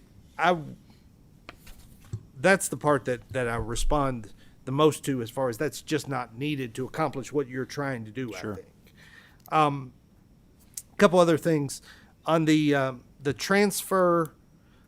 You mentioned there were 25,000 assaults. I mean, my ears went up. We don't want to transfer 25,000 kids to circuit court. Yeah, I really appreciate, and I mean this, there are other versions of this bill, and certainly there are discussions about other versions of this bill that don't have the protections that you've put into here, like that it's a discretionary transfer. The county attorney, this is not a mandatory transfer. I appreciate that. But I am concerned about a Class D felony, similar to what the point I just made. Once we start opening Class D felonies to first offense transfers, I think every session people will be back to say, well, this crime should be a transfer as well. You mentioned another bill that you're working on dealing with IEP students. I noticed that there's nothing in this bill that mentions the fact that a lot of these assaults are committed by children who are on IEPs and who have significant mental illness. They would be transferred to adults the same as a child who did it out of pure anger without any emotional or mental illness issues. Was there consideration of that as to how many of these circumstances are involving kids who have significant issues? Yes. So two parts to that. I don't have the data that says how many were committed by students with IEP, so I can't give you that number. But I think we can probably all assume it's a fair percentage of the numbers are committed by students with IEPs. I'm not working on a separate bill for that. I'm working on a committee sub to this bill. I'm waiting on language from KDE for that committee sub, and it will, excuse me, this cold's getting me. It will make a distinction as to whether a student has an IEP or not, but also, and I'm not great at this, but also whether that act of violence is a manifestation of their disability or not a manifestation of their disability. So I think you kind of have two or three hurdles there, IEP or not, and if they have an IEP, was this behavior a manifestation of their disability or not a manifestation? And so KDE is going to give me language that I can use in a committee sub for this bill that would make that distinction. And as far as your other concerns or questions and points, thank you for the history lesson. I'm glad you started working at such a young age. But I'm open to changes to clean those things up. These were just drafting decisions. We chose that list because it was already in statute. If going off of that list that's already there creates issues, I'm fine with not going off that list and creating a new section of statute. I'm not wedded to that. That was a drafting decision. And the injury definition, I chose that because, again, I don't like arbitrary things. I like things to be pretty well defined. And so I thought something as serious as this, it needed to be pretty well defined. But if using that definition is problematic, I'm not wedded to that. We can use a different definition or create a definition or whatever. I just want to improve the situation. I'm not wedded to any of these drafting decisions. Yeah, I appreciate that. Can I have a couple more? What today's purpose is for is to flush these issues out. Yeah, couple more things on page 9. So the parts of the bill related to mandatory expulsion and mandatory reporting, I'm not going. As a policy matter, I'm not going to get involved in those because those don't involve the criminal system. But as a bill drafting issue, on page 9, section 2A, line 5, the new language, assault of any school employee by a student in grades 6 through 12. This is in chapter 158. Chapter 158 doesn't have a definition of assault, and you don't cross-reference any definition in the penal code here. Under the existing unamended statute, you'll see assault resulting in serious physical injury was already in the list, and assault with the use of a weapon is already in the list. So those have limiting characteristics. Assault of any school employee, in the absence of a definition, that could literally be anything. That could be touching. Okay. And so I think if it's going to be any school employee, we need some type of limiting definition of what do we mean by assault there, because it's an undefined term in that chapter. And then an issue that I think with that or with the transfer, I wondered how many assaults in the school system are the result not of children being aggressive against teachers, but against children being aggressive against children and teachers doing their job having to intervene. And so there was a study commissioned by the National Institute of Health in Pennsylvania that looked at workplace violence in educational settings. And in that, it was estimated that 10.5% of the assaults against an educational employee were the result of them breaking up fights. And that actually sounded low to me, but that's what their number. So 10%.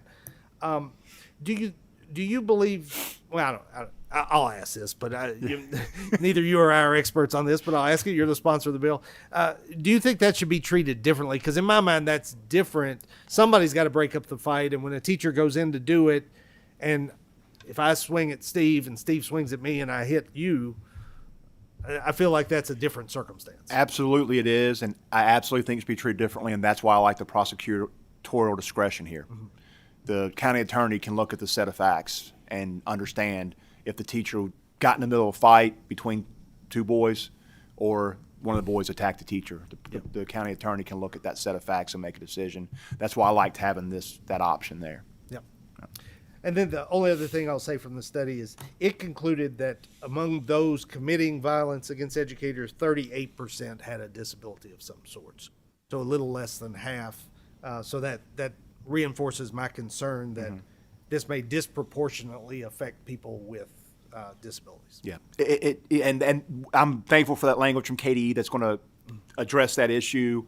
And I've had some people argue the opposite on that and say why would we allow even a student with a disability to assault a teacher and have multiple chances to do so? I understand that sentiment.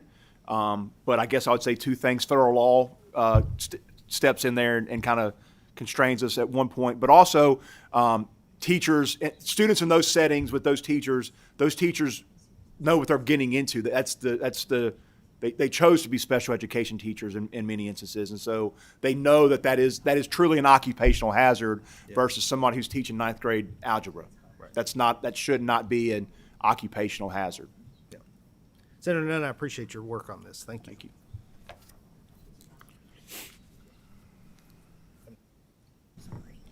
Looking at statutes. Well, I was fixing to say, I'm taking notes as best, but is somebody taking notes on this? Because I'm struggling trying to keep up with everything. We're doing the best we can. Okay, yeah, good. Thank you. Senator Herron.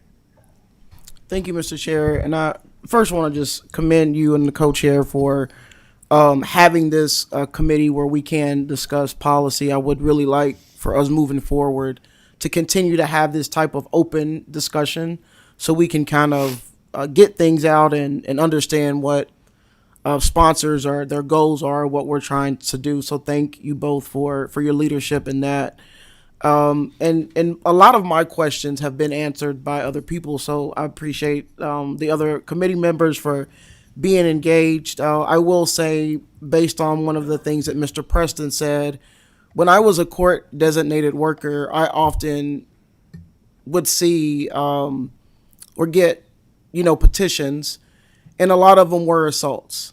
And as your example was, a lot of times it was teachers breaking up a fight, and you could read in the narrative, it was teacher was breaking up a fight, got hit in the face, and they were charged with that assault 3. And so I just want to say some of my just concerns in general is that, one, I feel like that students are already being charged with assault 3s or being disciplined for behaviors. And so I just want us to be mindful as we are moving forward of not expanding too much when there's already things that I believe that's in place right now to discipline our children. The second thing I have is just really 2 questions, and both of them are regarding data points. Do we have currently the number of assault charges, or what the numbers are of young people who are being charged with the different levels of assault? And I guess AOC would have that. And then do we know or have the data on the number of kids in Kentucky who are being expelled currently? I don't have expulsion numbers. Okay. I do have, I think I have the assault numbers that you're looking for, at least as they relate to schools, assault in schools, not outside of schools. But first degree assault in school year 23-24, we had 49. Second degree assault, we had 79. Sexual assault, we had 137. Third degree assault, 373. Fourth degree assault, 1,222. And abuse of a teacher, 1,428. Those are the numbers. And I hear you on the breaking up the fight concern that Mr. Preston also, and that's the story that I shared. That was the teacher that was breaking up a fight. But in her story at least, she claims that the year prior the student had assaulted a pregnant teacher, and so if something had happened after the assault of the pregnant teacher, maybe the breaking up the fight assault might not have occurred. And I also hear you on that there are already charges that are occurring, but the statistics that we're seeing tells me that there's not enough deterrence with what's at our disposal today. That's why we continue to see the numbers that we're seeing. And I think an important part of any penalty or impact or effect of any penalty is the deterrence aspect. And I don't think we have enough of a deterrence now. Mr. Chair, if you don't mind, just one more. Thank you for that. I think that we might just be just come to a different philosophy on some of that, and that's fine. Yeah. That's okay. One thing I would like to say to this committee, just in general, as we're moving forward, and I know that Senator Carroll's done a great job, and I've talked to him about this on his other juvenile justice bill and facilities that we spoke about previously. One of my concerns that we have not done, and I think that this is on us as legislators, I think it's on the executive branch, I think that we all take responsibility into it. I don't think that we've done a great job in the state of providing those resources, that financial monies for prevention, intervention, and reentry services for our young people. And I know in 2018 there was that one-time $1 million fund that we had. I believe it was called the Juvenile Justice Fiscal Initiative Fund program. And that program was initially set up to make sure that when we were saving money, and I believe it was the savings initially from Senate Bill 200, that we would have a fund for nonprofit organizations to tap into to help serve our community. We had that $1 million in 2018, and we have not put anything back into it. And I know that this is a budget year. We don't really have too much control on the Senate side of the budget year. But I would encourage my colleagues that as we're moving forward and saying that we have to do something, we talked about our kids with severe mental health issues. A lot of that is that if we're not serving those kids sooner and earlier, then that's where it gets to the extreme where we have to then have them in our facilities. And so I don't know what how to communicate that even better or in a different way. But I just really hope that as we are continuing to do this, that we look at how are we moving upstream. And some of that, I believe, is obviously we can't throw money at everything. But if our nonprofits or people, when we say services, if we're not giving them access to tap into funds to serve these young people, they just don't have it. We know that there's been cuts everywhere. And so I think that it's our job as a body, especially when we're talking about it's a budget year, where can we put money back into this fund to assist and help to try to prevent some of these behaviors that we're seeing? Thank you all. Thank you. Senator Carroll, then we're going to go to Mr. Gold. Thank you, Mr. Chairman. A couple other thoughts that come along with this. I really wonder how much of this is school process where the schools just aren't supportive of prosecution. Obviously, the victim would always have the opportunity to file charges independently. My thought about SROs now in more and more schools, that they would be more involved in this and maybe steps that would take the pressure off of the teacher as far as prosecuting where utilizing SROs to take charges, those types of things. And I would venture to say that has a lot to do with it. I'm curious on the case you were talking about on the final assault, which obviously appears to be a second degree assault. Why charges were not taken in that, and do schools have policies where they try not to allow teachers to do that, or they discourage that? That's something I think needs to be considered. The role of SROs, and do we need to focus on that side of it to a larger extent to ensure that the school districts are providing enough support for those employees who are being assaulted, and not putting them in the spotlight and putting it where they have to take the charges themselves, and putting them at higher risk possibly, but more support on that side of it. And as far as the trying a 14-year-old as an adult, and I'm not saying I would support this, I'm just saying as a matter of it being more proper, it might be a better idea that you protect those groups that are protected in assault 3 if it is an assault 2 with those groups. Then if you're above the age of 14, then you could possibly be tried as an adult, because you're actually getting into serious physical injury definition at that point with assault 2, and you could just protect all of those groups. If it's that level of assault, then if you're going to give the possibility of the 14-year-old being tried as an adult, just simply saying if you're 14-year-old or older, a second degree assault on these protected groups, then there is the possibility of you being tried as an adult. Thank you, Mr. Chairman. Thank you. Mr. Gold. Thank you, Mr. Chairman. I was going to, as usual, Senator Carroll takes a lot of what I'm going to say. Sorry. He's Y'all taught me line. well over Yes, the it years. is. Yes, it is. My first comment was going to be that county attorneys take assaults on teachers incredibly serious, and as far as I know, everybody prosecutes them very strongly when we see them, when we hear about them. And I think there's an issue about reporting, and I think that issue is, I think a lot of teachers don't feel like they're being supported, and a lot of school employees and teachers don't feel like they're being supported because for some reason it just doesn't get reported. It's handled internally. So there needs to be both. The teachers need to be supported with the reports, and there needs to be meaningful consequences. And I really appreciate where you're coming from on this. And I know that I want to also thank you for safeguarding prosecutorial discretion. We talked about the breaking up the fights. Well, the good news about high schools is there are cameras everywhere now, and when a fight breaks out, 20 more cameras come out.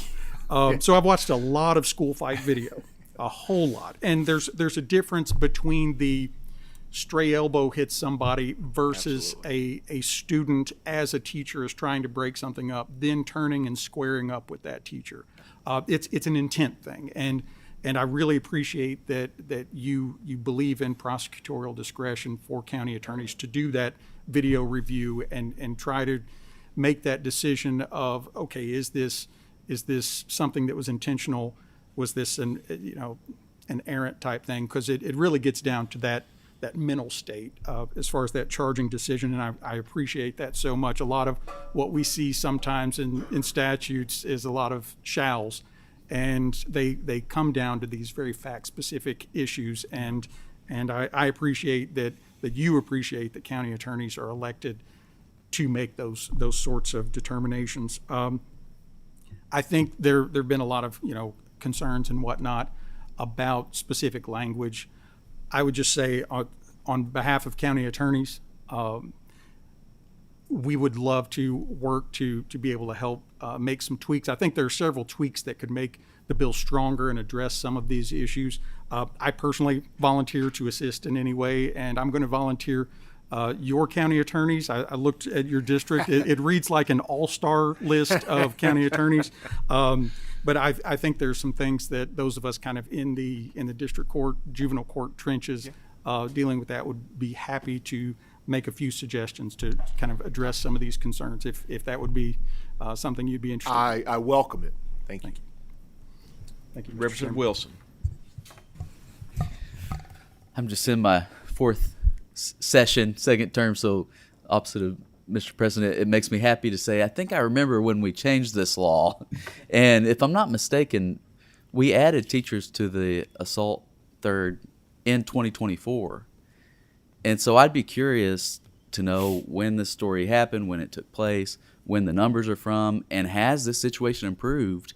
And I mean, we're only 2025. We're only a year and a half removed from making that penalty more serious. And going from a misdemeanor to a felony is a very serious change that we took only 2 sessions ago. So that's something I'd like to look at before we start looking at charging kids as adults and removal to circuit court, because then you're looking at a very serious process change. You're looking at a juvenile in prison with adults, and you're in big boy jail then. And we got to protect those children as well, even if they committed assault, especially if they accidentally hurt someone in a school fight or something like that. So the removal to circuit court statute is pretty limited, and I think for good reason. So I just want to mention those 2 things. I'd like to be aware of what changes, hopefully improvements we're seeing since we made that change way back in 2024. Mr. Chairman, may I? Sure. And I'm hopeful that those changes have helped. I gave you the statistics from this year. I do happen to have the 2 prior years in front of me. And abuse of a teacher is the first one I'll share. In 2021-22, you had 1,159. The next year, 2022-2023, it increased to 1,480. And then the next year, we did see a decrease. It decreased from 1,480 to 1,428. So I don't know that we're seeing a significant change. But what I would argue is even if we do see a dramatic decrease in the numbers, and it gets down to maybe 100 a year, that if there's an assault against a teacher and a county attorney thinks it's egregious enough that it should be charged as an adult, I would think that that'd be an appropriate option for them to have. We don't have to have thousands and thousands of instances in our Commonwealth to give county attorneys the option when one of those instances is egregious enough, would be my argument. I've got a couple questions. Thank you. Yes, sir. So just following up on what Representative Wilson just pointed out is, we just changed the law a couple years ago. We don't know, is that going to drastically change the numbers? Is it not going to drastically change the numbers? You pointed out that it's already appears to be declining. And so the email that you mentioned, he referred to, I think, in his comments. When was the email? When was this teacher's incident? I don't know, but I got the impression it's been multiple years. It wasn't last year. I got the impression. She didn't give a time frame, but I got the impression it's been maybe 4 or 5 years ago is kind of the way it read to me. Okay, and that was kind of, I think, what he was referring to Right. is we don't know when the allegation she's surfaced. Absolutely. We don't know if this child was charged. Right. It could have been prior to the law changing. You would agree with Absolutely. that, potentially? Oh, absolutely. Okay. Yeah. So just really quick, on the first page, we're talking about a 12-month expulsion. And so, again, the way I envision this, it says it shall. 2 kids at a basketball game, I think I've mentioned this to you, it happened over in Belfry and I think Prestonsburg, or may have been Paintsville, but anyhow, they got in an altercation just over a rebound at the end of a game, and there was an altercation between players, benches cleared. The way I read this, if those individuals were over the age of 14, depending on which county they were in, it's possible that the home team might not get charged with any of these felonies, but then the visiting team might get charged with these felonies if that home county attorney decided to charge 14-year-olds with that. I mean, is that? You mean if they hit another student? Yeah. Well, if a teacher was down there, I should say. Oh, if a I'm sorry. teacher- Oh, okay. Yeah, I'm sorry. If a Yeah, teacher yeah. comes up and they're trying to break up the fight or the scuffle, and Daniel and I are scuffling, and Roberta comes up to break us up, and I got inadvertently hit her. Right. Now I'm going to be charged with a felony if I'm over the age of 14, or I could be charged with a felony, correct? I think you could. I think it goes back to the couple of different examples we've talked about. It's the prosecutorial discretion there in that instance. And if the prosecutor looked at the facts of the case and decided that's appropriate, I would hope that a prosecutor wouldn't think an errant elbow when a coach or a teacher is trying to break up a fight on a basketball court would warrant that. Right. So the next question, what I would just comment about is, to the extent possible, I don't know if this is possible or not, but consider on page 1 putting into an appeals process. So it says each local school board shall adopt a policy requiring expulsion, which I understand your intent there. I totally understand that. Okay, yeah, you're not talking about sorry. Yeah, but perhaps school boards would read that strictly and say, oh, well, we've got to make sure we put this policy in place for expulsions. Make sure that you might, if to the extent possible, consider at least allowing the student or other students to appeal that process, perhaps. At least consider. I'm absolutely. Would they appeal to the school board in that instance, or who would they appeal? I think they would appeal to potentially to the school board, or they may have to. I don't know if there's other statutes that regard appeals of these, maybe into circuit court or something. I'm not 100% sure, Senator. Yeah. Just wanted to see if that would be something you could absolutely at least open to that. flag. Absolutely. A couple more questions, and I'll try to get us all out of here shortly. The section regarding attempted assaults, it's on page 9. So we previously heard from Mr. Preston about the issue with assault, and chapter 158, there's not necessarily a definition. So what is an attempted assault on line 21 that you were envisioning? So yeah, that we had this conversation, the bill drafter and I, and we talked about assault or attempted assault. And my thought was, and I think I maybe have a different opinion, but someone said, well, what if they swing and miss a teacher? Should that be charged the same? And my answer is yes.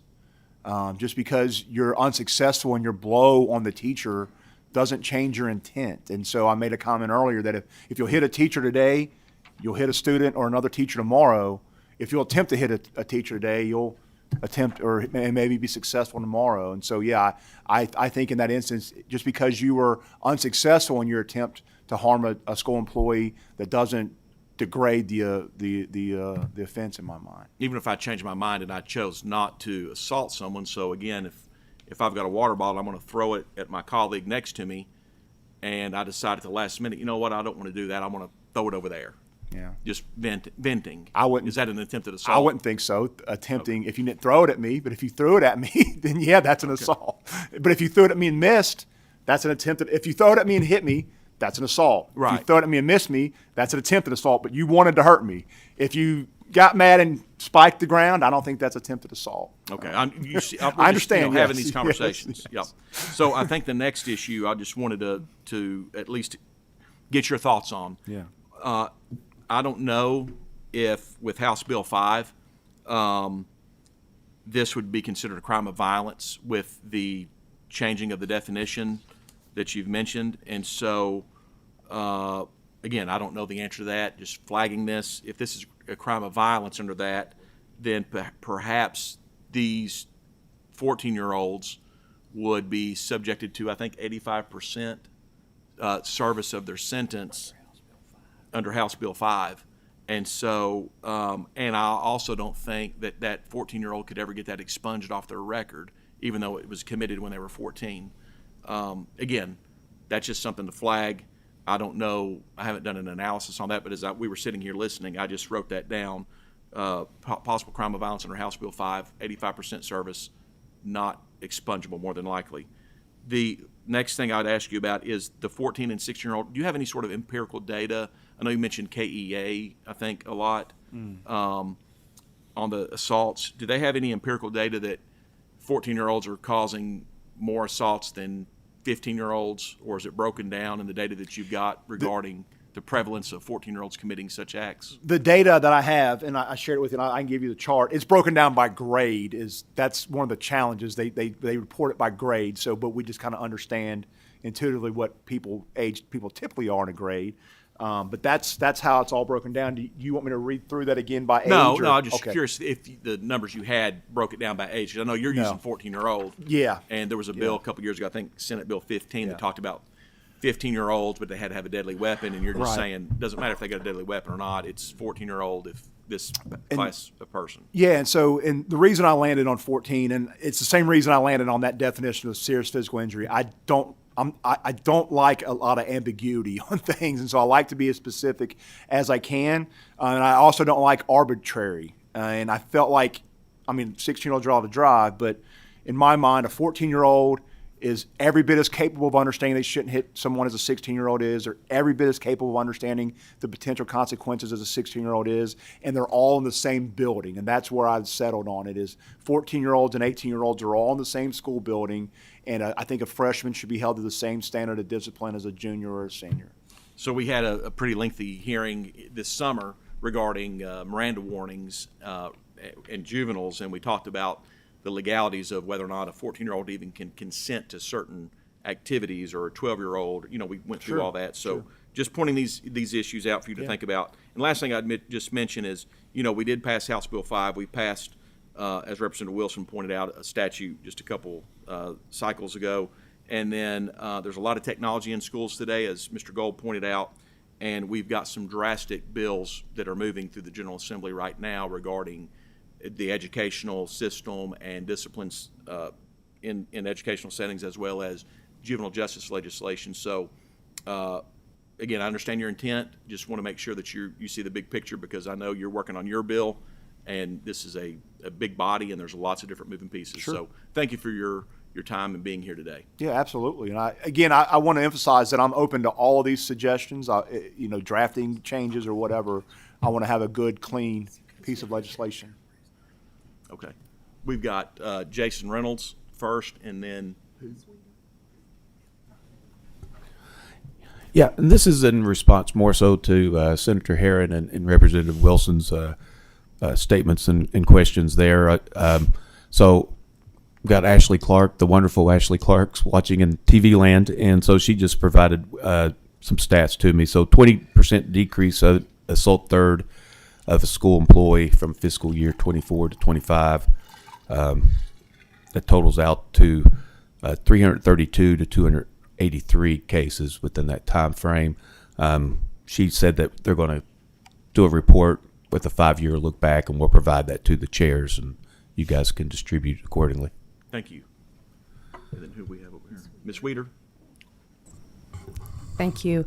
I'll try to make this brief, but I just wanted to acknowledge Senator Heron's remarks about thinking upstream. I know that with the School Safety and Resiliency Act that was passed a number of years ago, it did a wonderful job that I think has actually been a model for other states about balancing that safety piece with some proactive preventative measures to avoid these acts of violence that none of us want to see, particularly against our educators. And so I'm just curious about whether that has been a consideration for any language in this bill. And I also was asked to share with our Director of Government Relations that he has sent some language to you around the students with disabilities piece. So thank you. Before Chair Elliott or Co-Chair Elliott sends us out with a bang, let me just mention, like I did earlier, anybody that has feedback, recommendations, comments, that's what this is about, is trying to make sure that we're vetting these things and getting good legislation, especially when it's involving our children. And so I do appreciate your time, Senator. And so Representative Elliott. Thank you. Thank you, Co-Chairman Storm. It's always good to be with you, and Senator Nunn, thank you for your efforts here. I think the premise that teachers should not be assaulted while teaching in public schools or any schools in the Commonwealth is exactly right. So I think the premise that you're coming from is correct. So I want you to hear that. I know you've heard a lot of comments that constructive criticism, I would call it, which is part of the legislative process. And I've been around here a while, so I do want you to hear that. I think your premise is correct. Of the 25,000 assaults that you mentioned, do you know how many of those resulted in expulsions by the Board of Education in those districts? I do not. Is it possible to get that data? I don't know if it is. I would think so. KEA is the one who cited that statistic. That's their statistic. I would imagine that someone could let us know how many expulsions there have been in that period. Right now, statute requires expulsion under two circumstances, and you probably know this, but I'll just say it for everyone, is if the student brings a weapon to school, it's an automatic 12-month expulsion, and then threats of violence is an automatic 12-month expulsion. And so again, that's why I felt like if a threat of violence, I think we all understand what type of violence we're talking about there, then actual violence would also be warranted. Sure. I think in a lot of these cases, if current law were enforced, we might not have the situations that you have described. And I also think if administrators had sometimes in the school setting taken this more seriously, gotten it to the Board of Education, then action may have been able to be taken already under current law. Some of my concerns deal with the local control issue. As you know, school board members are elected, just as we are. And you're proposing to tell them what they should do in these situations. I think in a lot of these situations, if they're presented with the student who has assaulted a teacher or over the examples that we've talked about this morning and afternoon, I have confidence that our school board members would take that very seriously and act without being told by the General Assembly that this is what they need to do. One other question. We've gone, or you've proposed here to go to the 6th grade with at least with your expulsion policy. Why did we go down to the 6th grade in your mind? Did you have anecdotal examples of 6th graders who are acting out in this way in schools? No, I do have some anecdotals. In fact, I visited many schools this fall. I've lost count, and several more elementary schools. And the principal at one of them, she was very adamant that this is a big problem even in elementary schools. She said, Matt, this isn't just a high school problem, because I always kind of tell. She said this is a problem K through 12. The reason we made the distinction 5th grade to 6th grade, that's a staff recommendation. There's already in statute, there's already limitations on K through 5 expulsions. And so they said that would be an appropriate change. And then right at the time we were having those discussions, I heard from KDE and KEA that they also felt like that was a good breaking point, good distinction to make between elementary versus middle and high school. And so that's where we landed on that. In any of the visits that you had, and I'm prying into your research that you did before you were able to come to a final product here, did you sense any frustration with the administration of a school district, frustration with the school board in your interactions with, it sounds like, teachers and principals? Absolutely, I did. During my visits, I felt that frustration from teachers. I felt that frustration from principals. Phone calls, emails that I've received in the office since filing this bill, thanking me particularly for the mandatory reporting requirements and the penalties for not reporting. Countless people thanked me for that because they say that they are discouraged from reporting. And one person even wanted, they called my office from what they said was an untraceable phone because they were worried about whistleblower and retaliation, and said that they wanted to make sure that we understood how underreported these instances are, and they don't feel like they can report, and they worry for retaliation if they do report. Right, and that's really disappointing, isn't it, to hear that, because we would hope that these matters are taken very seriously by school administrators and then referred to the superintendent and the school board for appropriate action. So I don't know sometimes if we can control everything from here in Frankfort with that respect, and in those areas, you still may run in, if this were to be successful, your legislation as you've proposed it. It's sometimes hard to figure out how do we circle that square with reporting and people taking their jobs seriously. But I've enjoyed this discussion today. I think it's been very helpful, and we don't get together too often in the House and the Senate during the session. So it's good to be with all my colleagues this afternoon, and I do appreciate your concern, because I think you've highlighted a problem across the state, and that's important. That's important. We have a microphone and a pulpit in the positions that we have to do that. And so I congratulate you on exercising yours to bring a spotlight to this issue, because clearly in some areas it's a problem. So I thank you for that. Thank you. Seeing no other questions or anybody else on the agenda, we are now adjourned. Thank you for your time, sir. Thank you, everyone. Thank you.